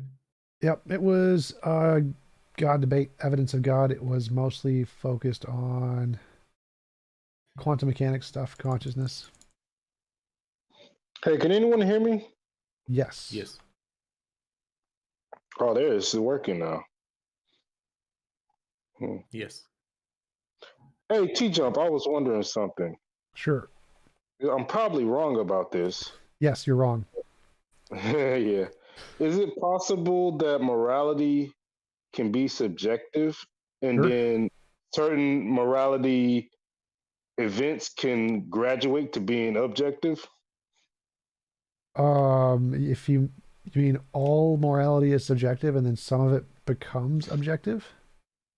Yeah, like it can graduate, like a certain event can graduate from being subjective to being objectively moral or immoral. Maybe like if there's something in the universe that can like create objective morality, and so everything starts as subjective and then some morality creator creates objective morality, that would it could do that. I don't think go ahead. The way I look at morality is it starts off as being subjective, but as time goes on, certain things can graduate to being objectively immoral, such as the things that happened to the Jews during the when Holocaust. Adolf Hitler during the Holocaust. Yeah, that is something like killing is subjectively immoral, but certain acts of killing where you murder someone, which we would call murder, would become objectively immoral. I don't know how it could start like that. I don't think that's possible. No. Yeah, that's just the way I look at things as being like killing in and of itself isn't objectively immoral, it's subjectively immoral, but it can become objectively immoral from prior knowledge if you do it in a certain way. Like if you kill someone unjustified, that can become objectively immoral. I don't know how it could become objectively immoral. I don't know like how something that's subjectively prior human knowledge. How would that make it become objective? That's the thing that I struggle with. It's like I feel like it can become objective because like if we have the knowledge that something is immoral, even if humans cease to exist, it would still be immoral. And like if another life form comes along and starts doing the things that we already discovered to be immoral, they would have to like discover that it is immoral themselves. What do you mean by objective? Objective meaning that even if there is no, because like even if there's nobody living, it is still immoral. Like it's something that you have to discover. You know what I mean? Like it's something that it was already immoral before sentient beings discovered it. We had to find it out. You see what I'm saying? Yeah. So how could it start as subjective and then become objective? Wouldn't it always be objective? We just didn't know it. Yeah, but it would only be specific scenarios. So like the killing isn't objectively immoral. It's the way it happened that made it objectively immoral. I don't know what you mean. Like, how could that? Because you said objective is something that's true even if nobody's there to know it. So how could it be subjectively immoral to kill, to like use the Holocaust, because that's the example you used? No, I mean it's objectively immoral even if we don't know, even if there's no one there to know that it's true. Yeah. So I believe in objective morality, but you said like the first thing you asked was, can something start as subjective and then become objective? I don't think anything can become objective in that sense. Like nothing we learn could make something objective. It would just mean it was always objective. We just discovered it. I don't know if us learning anything could actually make something objective. It would just mean we discovered it to be objective. It was always objective. We just didn't know it. Right. Yeah, that's kind of like the way I look at it. I look at it like objective morality is something that we find out. Yeah. Not something, it's not like it's an opinion. Right. Yeah, I agree. Yeah, so like if you come across someone who killed someone else, you'd be like, okay, this person obviously killed that person. But if you find out that they killed them because they were defending themselves, then one person might say, well, that's moral, they were defending themselves. Someone else might say, no, that's immoral, you still shouldn't kill someone even if you're defending yourself.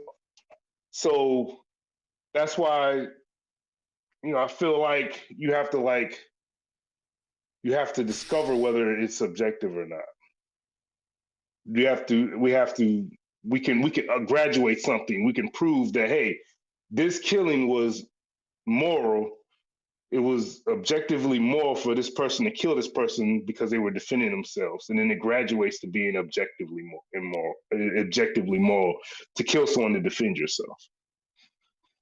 Well, I'd say it's always immoral to kill somebody for any reason ever. That's my view. But I'd say that whatever we think that the moral principle is, it's always immoral to like do the Holocaust. Say the Holocaust is always immoral or something like that. Even if we just discovered that later, it would still always be immoral even if we didn't know it. So it was always immoral before any humans knew it. And then after we discovered it, we then knew it was immoral. But it was always immoral regardless of whether or not we knew it. Is it immoral to kill Hitler? Yes. It's immoral to kill anyone ever for any reason. Oh.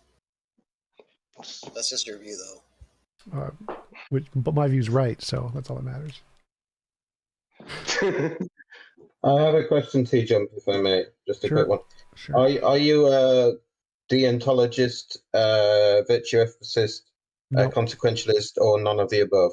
My view would be close. Contractualist? No, definitely not. My view would be closer to consequentialism, but the consequence would be imposition on will. Like, you can literally define any view of morality as consequentialism. Like, even things that are like non-consequentialist or the opposite of consequentialist, you'd be like, oh, well, the consequence there is that it violates the deontology or some silly stuff. But I agree. So my view would be closer to consequentialism in that the consequence is an imposition of will. Are you a utilitarian? No. Utilitarianism, I think, is wrong because it describes actions as moral if it is the best you can do, which I don't think they are. They're not moral because it's the best you can do. If you kill one to save five, I'd say it's still immoral to kill the one. It's just justified. Yes. So that seems similar to deontology, but ultimately you say that it's a form of consequentialism because it still involves consequences. Is that right? No. So consequentialism is just the view that the determining factor in morality is going to be what the consequences are. Yes. And that's can immoral fine. acts be justified? Yes. Sort of. Thanks for answering my question. I don't want to derail much. That's all right. So you're saying like it'd be immoral to kill someone even if they're attacking you, but it's a justified immoral act. Yep. So it's still immoral, but you're justified because it's the best you can do given your limitations. Well, I meant to say, sorry.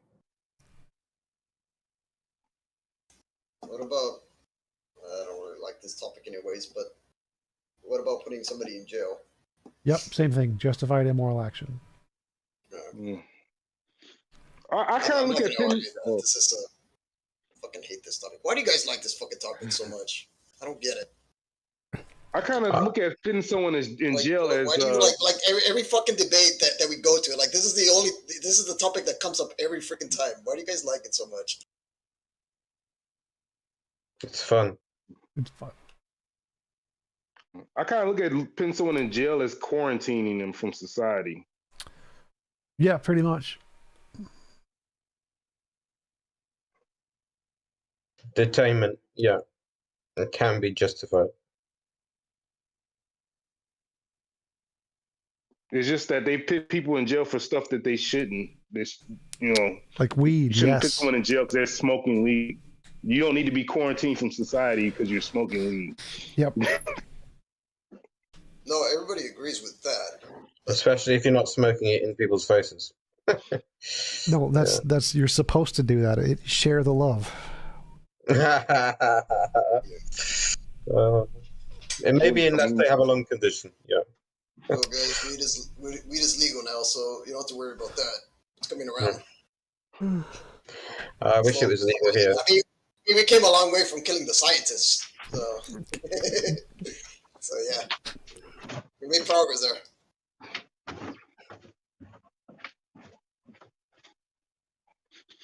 Hey, TJump, you got any suggestions for like mic and camera? I want to start doing streaming and making skits and stuff like that for YouTube. Yeah, but Blue Yeti's a really good intro mic.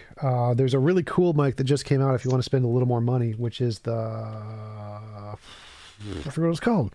But it's a really awesome streaming mic that is a USB mic, but it has all the different fancy super mic editing stuff already built in. You know the brand? Yeah, I've got it saved. Beacon, the Beacon mic. BEACN mic. Okay. I'll Google it. Yeah, it's really good. So it's got sound canceling, the noise gates, equalization, all of the super fancy mic stuff. It's got all of it, which is great. How much is it? $300.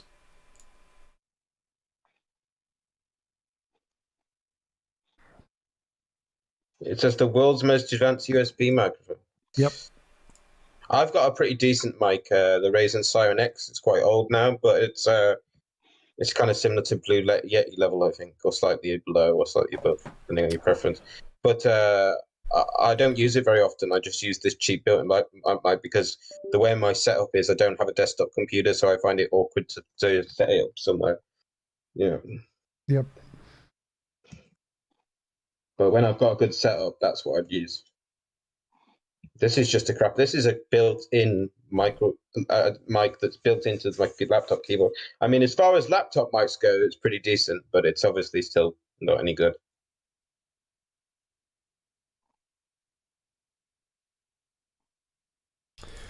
Yeah, it kind of depends on what your goals are. Like,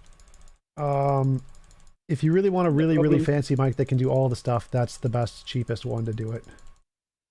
The problem is when you buy a $300 mic, and, you're told no one buy it by $1 What? Do not understand that. What's the best mic for multiple days here? Multiple days? What? That's. Oh, you don't know him? I have no idea what you're talking about. Oh shit. What is multiple days? I don't know what multiple days. The guy that was just talking.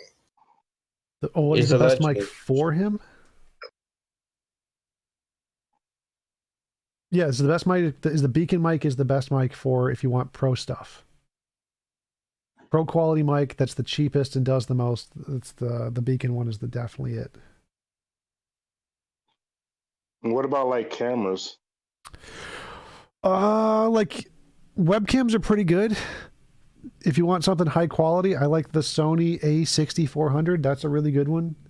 If you want $1,000 camera, but if you want just a regular camera, just any of the high quality, like a GoPro would be fine. Well, I kind of want to make skits making fun of Christians. So. If you got an iPhone, just use your iPhone. Did anyone ever see the really old video that was a parody of Christian called Edward Current? And it's called Checkmate Atheist. It's where the phrase Checkmate Atheist comes from. A really old, like 11-year-old YouTube video. Nope. Have not. Wait, it's actually more like 13 years, I think. It's from the early days of YouTube. Yeah. That's where Checkmate Atheist is called. Checkmate Atheist. It's clearly an atheist guy pretending to be a Christian. Although it's not always that clear because of how bad Christians can be. You know? He's pretending to be a creationist. It's funny. The video quality is not so great because it's the early days of YouTube, but it's still funny to this day. Well, I want to troll Christians because they're always doing stuff that is in complete contradiction to their own religion, the tenets of their own religion. For sure. So it's just like the Bible literally tells like women that they shouldn't be able to teach man anything, but almost every teacher I ever had was a female.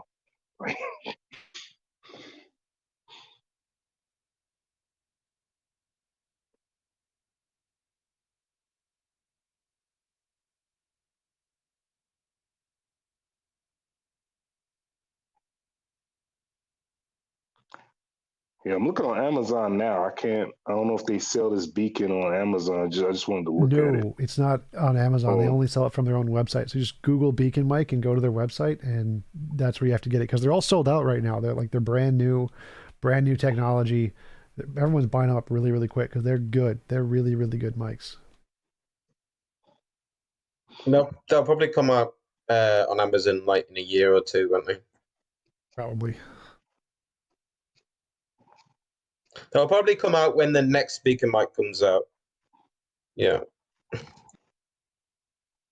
don't think they'll wait that long. Is it BEACN? Yep. I think I found it. Yeah, I'm sure you will. And I found it.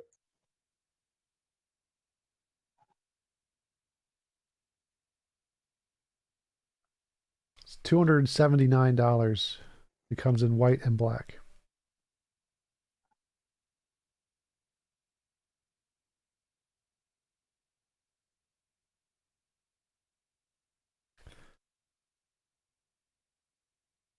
What keyboard do you have, TJump? I use cheap keyboards. Like, I hate all the fancy keyboards. They're garbage. I like the ones that take the lightest touch. I like just like $20 Logitech ones are the best. Membrane keyboards, or do you mean $20 ones that aren't membrane? What? Membrane? Membrane is the one where you have to press hard. But you mean that? Do you mean the still a mechanical keyboard, but a cheap one? Yeah, just super garbage cheap one, and they're my favorite. The Logitech ones. I use the cheap Logitech ones that come free with the Logitech computers. is good. So like, because I want ones that are really easy to press, especially because I'm using a mouse and keyboard to do gaming and stuff. The harder they are to press, the slower reaction time you have in the game. What games do you have? Right now I'm playing Cyberpunk 2077. I use GameFly, so I get a new game every week. Oh, cool. Yeah, I don't think my laptop can quite run that. I think Doom 4 is as high as it will go, so my computer's a few years out of date. However, well, quite a few years out of date. However, it plays all the games I like the most because I like RTS and RPG, and they tend to use, well, stuff like, you know, that. I guess I'm lucky that my favorite games I can run. Yeah.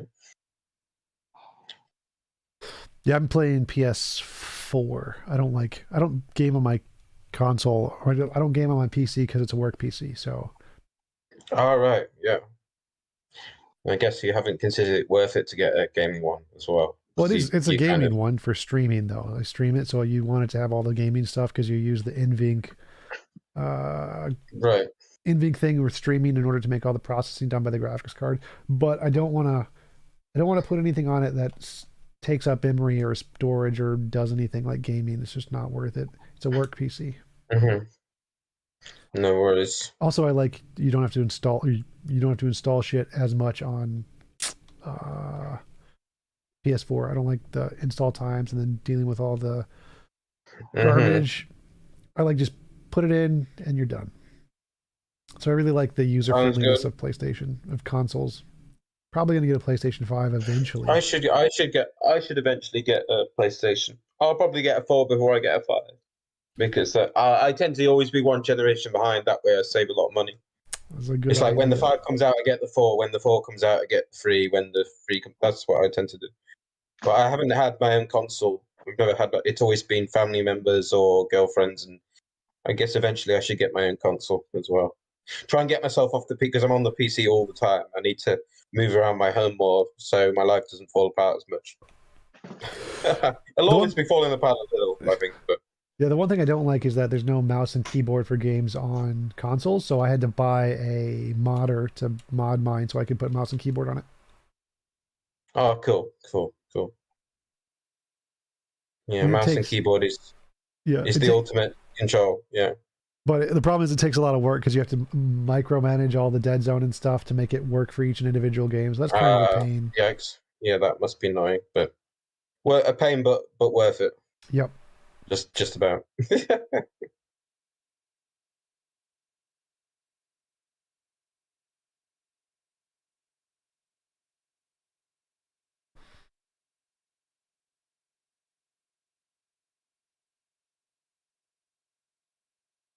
Let's see. It's nice chatting with you. Yep, nice chatting with you too. I normally go by Sesmet.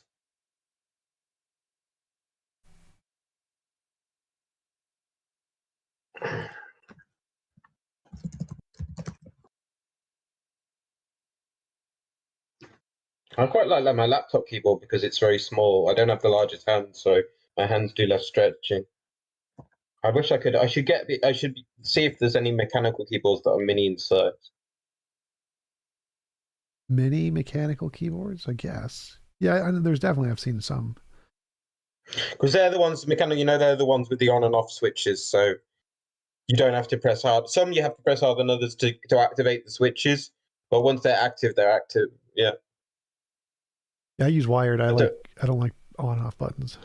Same. I like wired mice as well because I really don't like there's a delay with wireless mouse. Yep. And the worst thing is if you forget to charge it in the game, it comes to charge. That's just game over. You know? Yep. I use the Razer. I use two mice that are my favorite. One is the Razer Naga, and the other one is the Scimitar, the Corsair Scimitar. Oh, I have the Razer Naga, but I also have the Razer Def Addo version 2 is what I use most of the time. I have that one also. Yeah, it's cool. The problem with the Naga, I love all the buttons on the Naga, but I'm always accidentally hitting buttons. I guess it depends on the type of game. Some games it doesn't actually matter if you hit another button by accident. With some games it can screw you up. So it depends on the game, I guess. Yeah. But also you get used to it. I feel if I use the Naga enough, I get used to all the side buttons. It's just I'm not used to it. I hit them by accident. But I can be quite clumsy sometimes. So. Yeah. I wonder how Discord makes any money. The what's it called? The thing where you pay to use the pretty logos on all the different servers. Nitro. Yeah. Nitro. Yeah. You have to pay to put logos on here. Yeah, it's a waste. I never use Nitro for anything. I don't even Nitro my own server. I'll be back in a minute.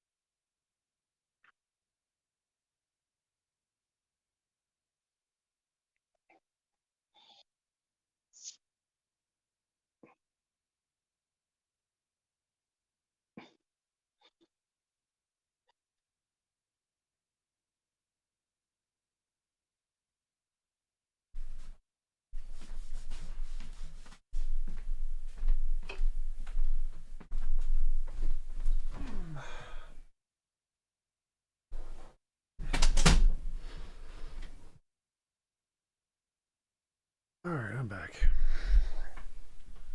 Welcome back. Mm-hmm.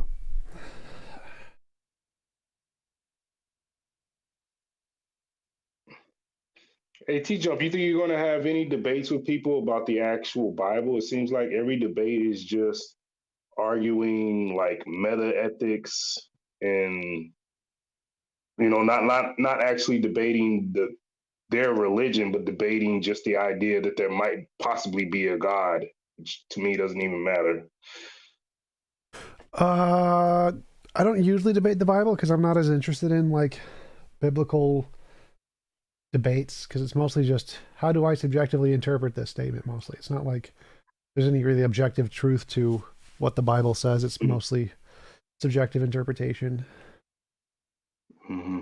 Well, I like those debates better because, like, even if someone proved that the universe was created by a deity, it doesn't say anything about like souls or afterlife or judgment, all the stuff that people actually care about, whether their prayers get answered.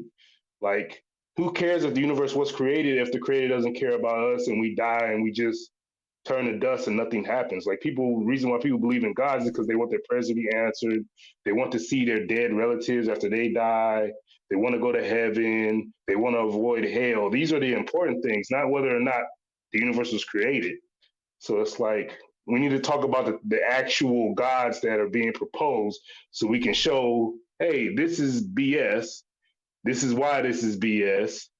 And this is why people shouldn't use religion to justify anything that applies to anybody but themselves. If they want to believe it because it makes them happy, that's fine. But don't tell me what to do with my life because because your book tells you that these people shouldn't be able to do this and these people shouldn't be able to do that or whatever. The reason I don't like those debates is because it comes down to this is what the Bible says, and then someone else says, well, that's not what it says, or that's not the correct interpretation, and they say, yes, it is. This is my interpretation. And so the debate comes down to what is the more likely interpretation of the Bible, which is purely subjective. It's a book written by a bunch of people. Who cares? Right. Another thing is, sorry, I think it's more about the audience that is listening than it is the person you're debating, because you're more likely you're not going to get them people to concede. They're in a debate, they're not going to concede anything other than some stuff that doesn't matter. It's about the people who are listening. They can see how stupid the arguments that the religious people are making, and then decide to drop those beliefs if they hold them. Yeah, for me, it's just I don't find it fun to debate interpretations of a book, like which of these interpretations is the better book. I don't find that entertaining. That's why I don't like those kind of debates. Okay. I think that we should also note that if no creator exists, then both a creator that doesn't matter and a creator that does matter doesn't exist. Thank you for the super chat, Lawson. Appreciate it. What's up, my dude? If you haven't, you should check out My Girl. I think you guys have some interesting... My Girl? What is that a TV show? Is that a game? Interesting. My it's Girl? a person. It's a person to have a conversation with. It's Mr. Girl. Mr. Girl. Mr. Girl. Well, for me, I have to go to. I work at a hospital, and it's a religious hospital. It's a Catholic hospital, so every day I have to hear this shit. Yep. They have a morning prayer at 8 a.m. and an evening prayer at 8 p.m.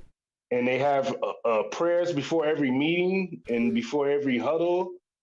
And they have a bunch of pictures of white Jesus around the whole hospital. White Jesus. I love that.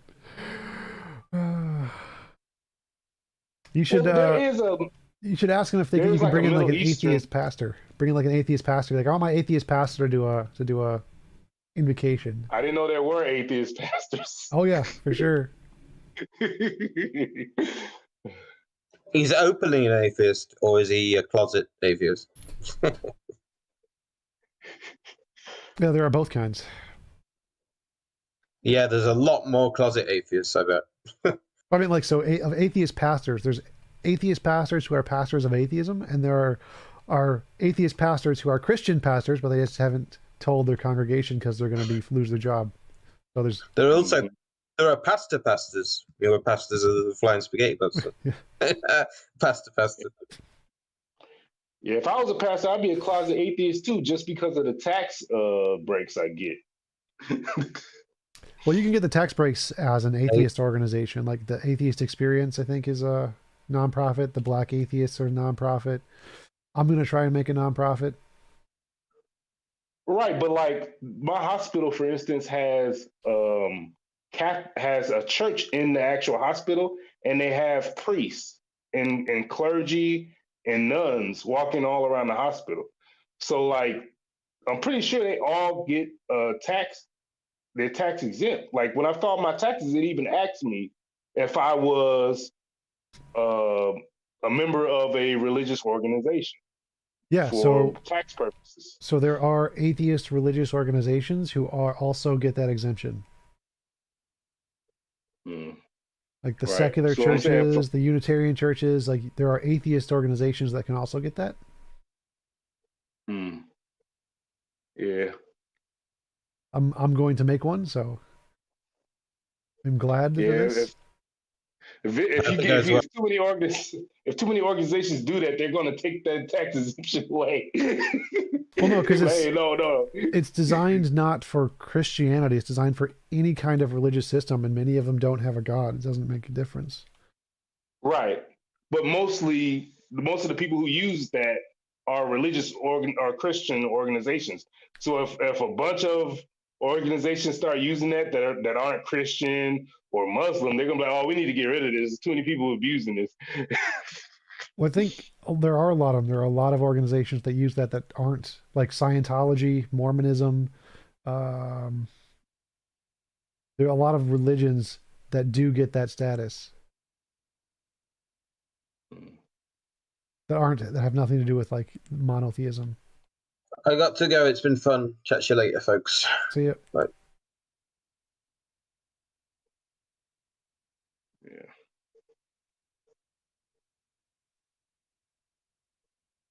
Yeah, I probably should get out of here too. I need to go to the gym. All right, see you later. Yep, see you later. I'm glad you're still on Discord. A lot of people I follow, they stopped using Discord because they were losing money. Wait, what? Discord's losing money, or people on Discord? No, I think people on Discord lose money after you get a huge following. A lot of people they get a lot of donations, like they'll stream on Twitch or YouTube, and they'll get donations where people will donate to them, and they'll have like a little message they leave, or they'll ask a question through those messages. Yep. Well, there are a lot of people who they used to do Discord, but they weren't making as much money because they were making themselves available to everyone for free. Yeah. So they just stopped doing Discord, and now if someone wants to ask them a question or talk to them, they have to send them money with a text through Streamlabs, essentially. Yep. So a lot of people, they just stop doing Discord because they have a huge following and they just get more money by making it harder for you to access them. You have to send them money to like talk to them, basically. Yeah, that makes sense. Yeah, so I'm glad to see you're still on Discord, still communicating with everyone where you don't have like this wall up where people have to send you money to access you, to talk to you. Yep. All right, man. It's good talking to you, man. You too. See you later. Yep. Right, a question about some of your recent debates. You've debated a few Muslim debaters recently. Yep. I just wondered how you feel about how those debates went and how these Muslim debaters compared with like your typical Christian that you've debated in terms of their style of debating and the kind of arguments they use. Is it very different, do you think, or similar in some ways? Sort of. So I'd say they're less intellectually grounded. Like they're more emotional. They more go on emotional topics and get off topic. So they're more like young Earth creationists in a way that they're not really as not as developed as many of the Christian debaters. They claim very much to approach the value of Islam as a true belief in terms of its scientific validity in the Quran, though, don't they? They're very keen on that, like the miracles of the Quran. Yeah, that is a claim they do make. Yeah. I found in my interactions with Muslims, because I lived in the Middle East for quite a long time, actually. Yeah. 15 years. And even the more kind of liberal Muslims, um, who were quite critical of their own religion, I often found that when you try to be equally critical as a Westerner, you would be dismissed because you didn't come from that tradition, or you never read the Quran. You know, they weren't very accepting of a Westerner criticizing Islam. Yeah, that's the thing that is found in very old Christianity. Like they'd say you have to read the Bible in Latin because if you don't, then it's not the real Bible or whatever. Exactly. Yeah, So- like you have to have read the Quran, you have to know some Arabic before you could even have any grounding. Your arguments have any grounding whatsoever. Yeah, that's a typical argument made by very dogmatic religions in order to make like a paywall essentially of entry into the ideology or critiquing the ideology. You haven't read the Quran, therefore you don't know what you're talking about. You haven't read in Arabic, so you don't know what you're talking about. It's just a ad hominem kind of a way for ideologies to protect themselves against criticism. There's no actual logic there. It's the same thing Christianity used to do. That's why Christians have evolved to be much better at making arguments logically because they're more influenced by science and philosophy, whereas the Islamic ones are not as much. So they don't even come with like pre-sup arguments, like is very popular with Christian apologists. Well, I think like my bigger problem, I think, is that they bring up completely irrelevant things to derail the conversation unintentionally. They're not intended to do it. They're just because they're so based on intuition and not logic that they bring up arguments that have nothing to do with the actual debate. But intuitively it feels like they do, and so they bring them up to be something that has to be addressed even though it has nothing to do with the topic, and that's a problem. And that's the Muslim debaters do that a lot. And do you find it like easier to argue against them, to kind of like get into, I don't know, not to win necessarily, but to kind of, you know, dismiss their ideas? Do you find it less of a challenge than like your typical Christian apologist? Not exactly. I kind of find it more of a challenge because their arguments are so random that it's much harder to deal with what they're saying and understand how to progress the conversation. Like, because if they bring up a bunch of different points and only some of them are actually relevant to what they were saying, I haven't had enough practice learning how to say that, how to identify which parts of the arguments matter and which parts don't, and how to express that in a conversation so that they admit it, like, oh yeah, that doesn't do anything, or to get them to actually address or make them look silly for bringing up these ridiculous points. That's something I definitely need more practice with. Yeah. I was just thinking maybe you could debate, what's the guy's name that he's seen him a couple of times? Is it Habib? Mohammed Habib, I think. He's quite big in Muslim apologetics, I think. Have you debated him? You haven't, I don't think, have you? I think he might have been one of the people on Hamza's Den that I talked to, because I have a few of the bigger Muslims on that I talked with on Hamza's Den. Yeah, that would be good to do that. Yeah, okay, thanks. Yep.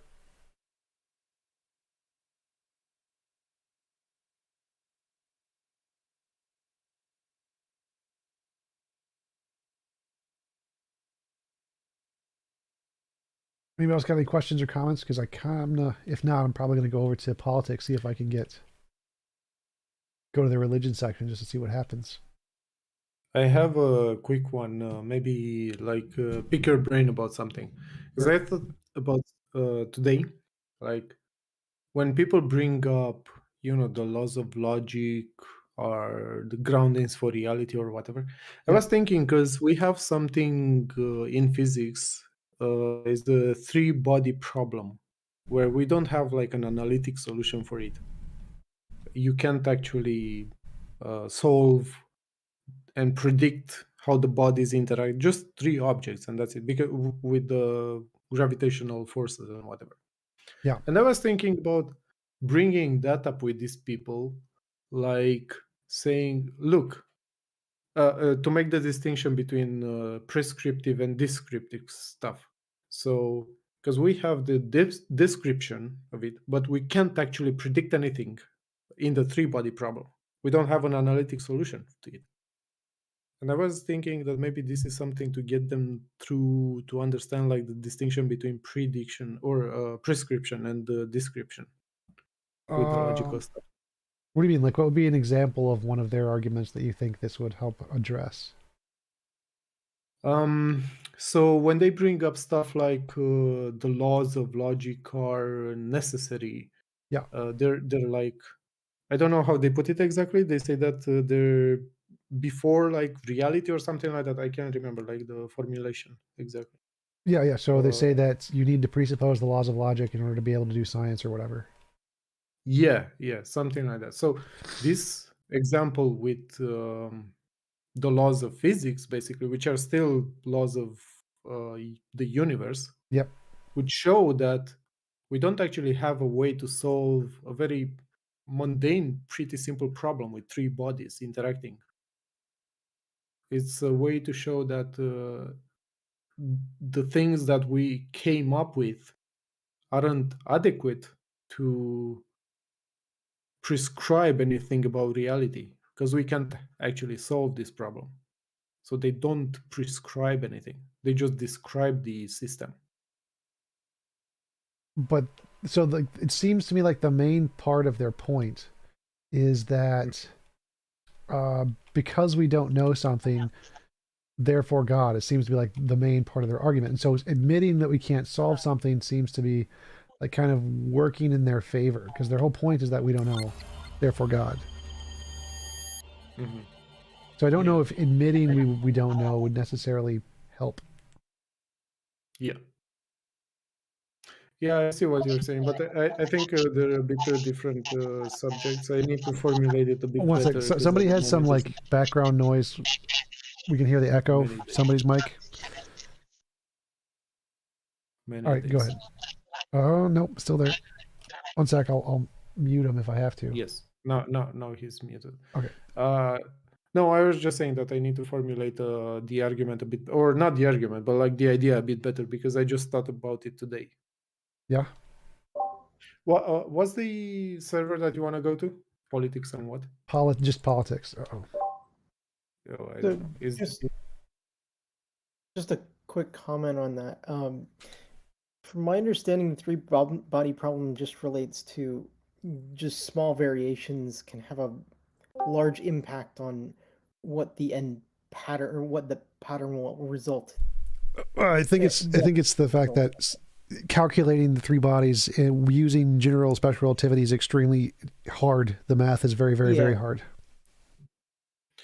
No, actually, no. This is like in classical mechanics. When you have three bodies interacting, like in celestial mechanics, we don't have an analytic solution to solve this very simple, seemingly simple problem based on the laws of nature that we know we came up with.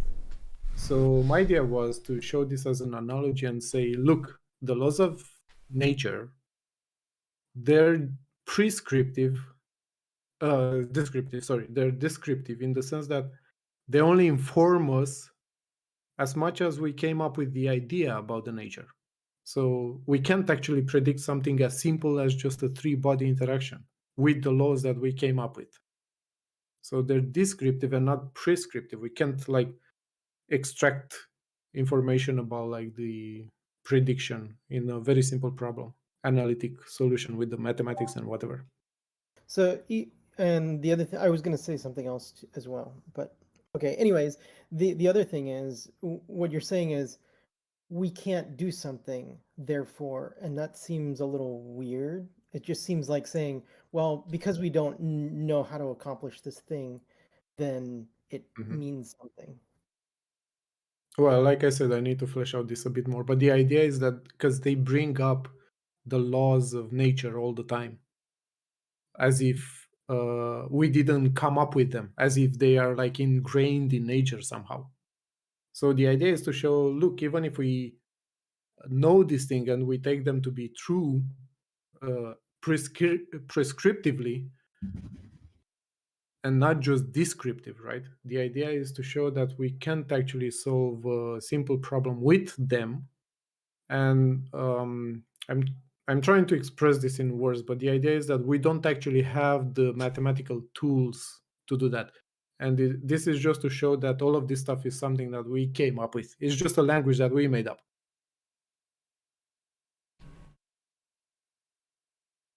I think I understand your argument or what you're going for. Seems like because you're saying the three-body problem is kind of like the laws of physics in that it's a problem that doesn't... It's a thing in physics that we can't really solve. Logic's kind of the same. But I don't think that it addresses their point. Because their point is that logic has to exist first. Mm-hmm. And so if logic doesn't exist first, then nothing is possible in the universe or something like that. You have to presuppose logic. Logic has to come first. Yeah. I think like I'm attacking the idea that they come up with this, I guess, nonsensical proposition that logic is prescriptive. Well, I suppose, like, in a sense, it is prescriptive. Yeah, like, well, like, their argument is usually that the laws of logic existing is what causes stuff to happen. Yeah. So like, you need the laws of logic to create the universe because it causes objects to be able to exist or something along those lines. Yeah. And I think, like, we agree that that's not the case. Like, logic is just a language that we came up with that describes what we already know about the universe. Yeah. Yeah. So...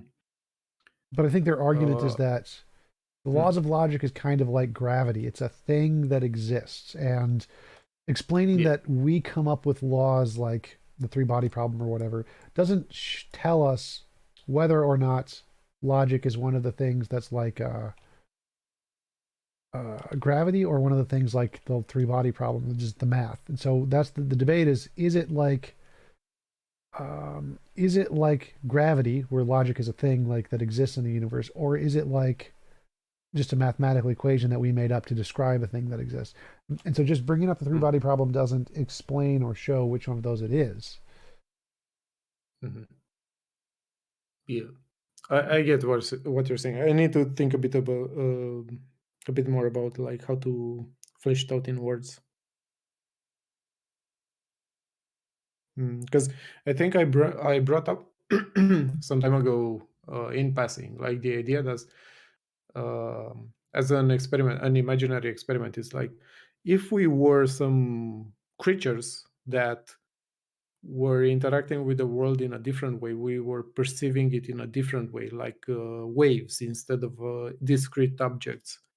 Yeah. My wager would be that we would have like a completely different logical system that wouldn't be compatible with the classical logic that we use today. And this is to show that we just come up with these ideas to describe what we experience, and it's not something like that actually describes the ontology of reality or whatever they mean.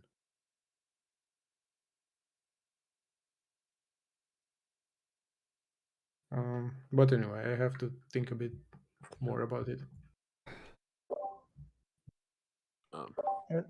Maybe. Yeah, I think that's a better example. That makes a lot more sense, saying that if we were, if we existed as like waves or whatever, then we wouldn't have the same logic. We'd have a different logic, and therefore logic would be more like a construct that we use to describe reality, not a fundamental thing. But I think they disagree and probably say something like,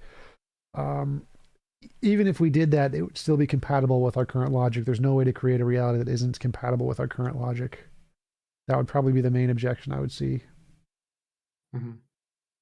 Yeah, but I guess, I mean, they could say that, but I don't think there's a way to actually disprove it or show how it would disprove this idea about like waves. Because think about like if you could make them visualize the fact that nothing is discrete and everything is like a continuous spectrum of something, changing waves or right. whatever. I don't think they're going to be able to disprove it, but because it's intuitively easier to understand standard logic than it is to understand non-standard logic, it seems like it's a stronger argument to for the theist to say, well, no, because standard logic just makes more sense. So they have like the upper hand if you try to make that argument because they're using the more intuitively easy example. Mm-hmm. Yeah, I guess I see your point. Yeah. So I try and contend with like the logic stuff that comes up a little differently, I guess. Or the way that I think, maybe the way I think of it is just completely off the wall, incorrect and weird or something. I don't know. But I've always, when they mention it and they mention that it's required, to me, I always feel that or say that logic is, or the way that we describe things by these laws of logic are something that came as descriptions of the behavior that we see, not that they actually exist. And it is just a form of communicating or a way that we communicate. So for example, for me to communicate the concept of A to you as A, then it cannot be something else or it cannot be B. So for me to be able to convey an idea or a concept to you, then we have to have those laws in play, or we have to, our communication basically has to abide by those rules. Otherwise, it's incoherent and we can't communicate between each other. And that has nothing really to do with things around us. It's just the way that we communicate.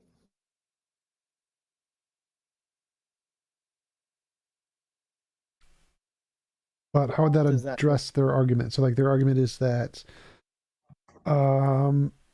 logic is that standard logic is like fundamental or whatever. And you're saying it's just a way that we communicate, which is an assertion in that point, but how would you like demonstrate that? Well, again, so as I said, in order for me to communicate the concept of A to you or any concept to you, then it has to remain consistent. Otherwise, like if I say a table, but I don't mean a table, and I never mean a table, I always mean something other than a table, then like we can't effectively communicate any concepts between each other. Like this seems necessary. And the only reason that's not addressing their arguments. Their argument is that it's not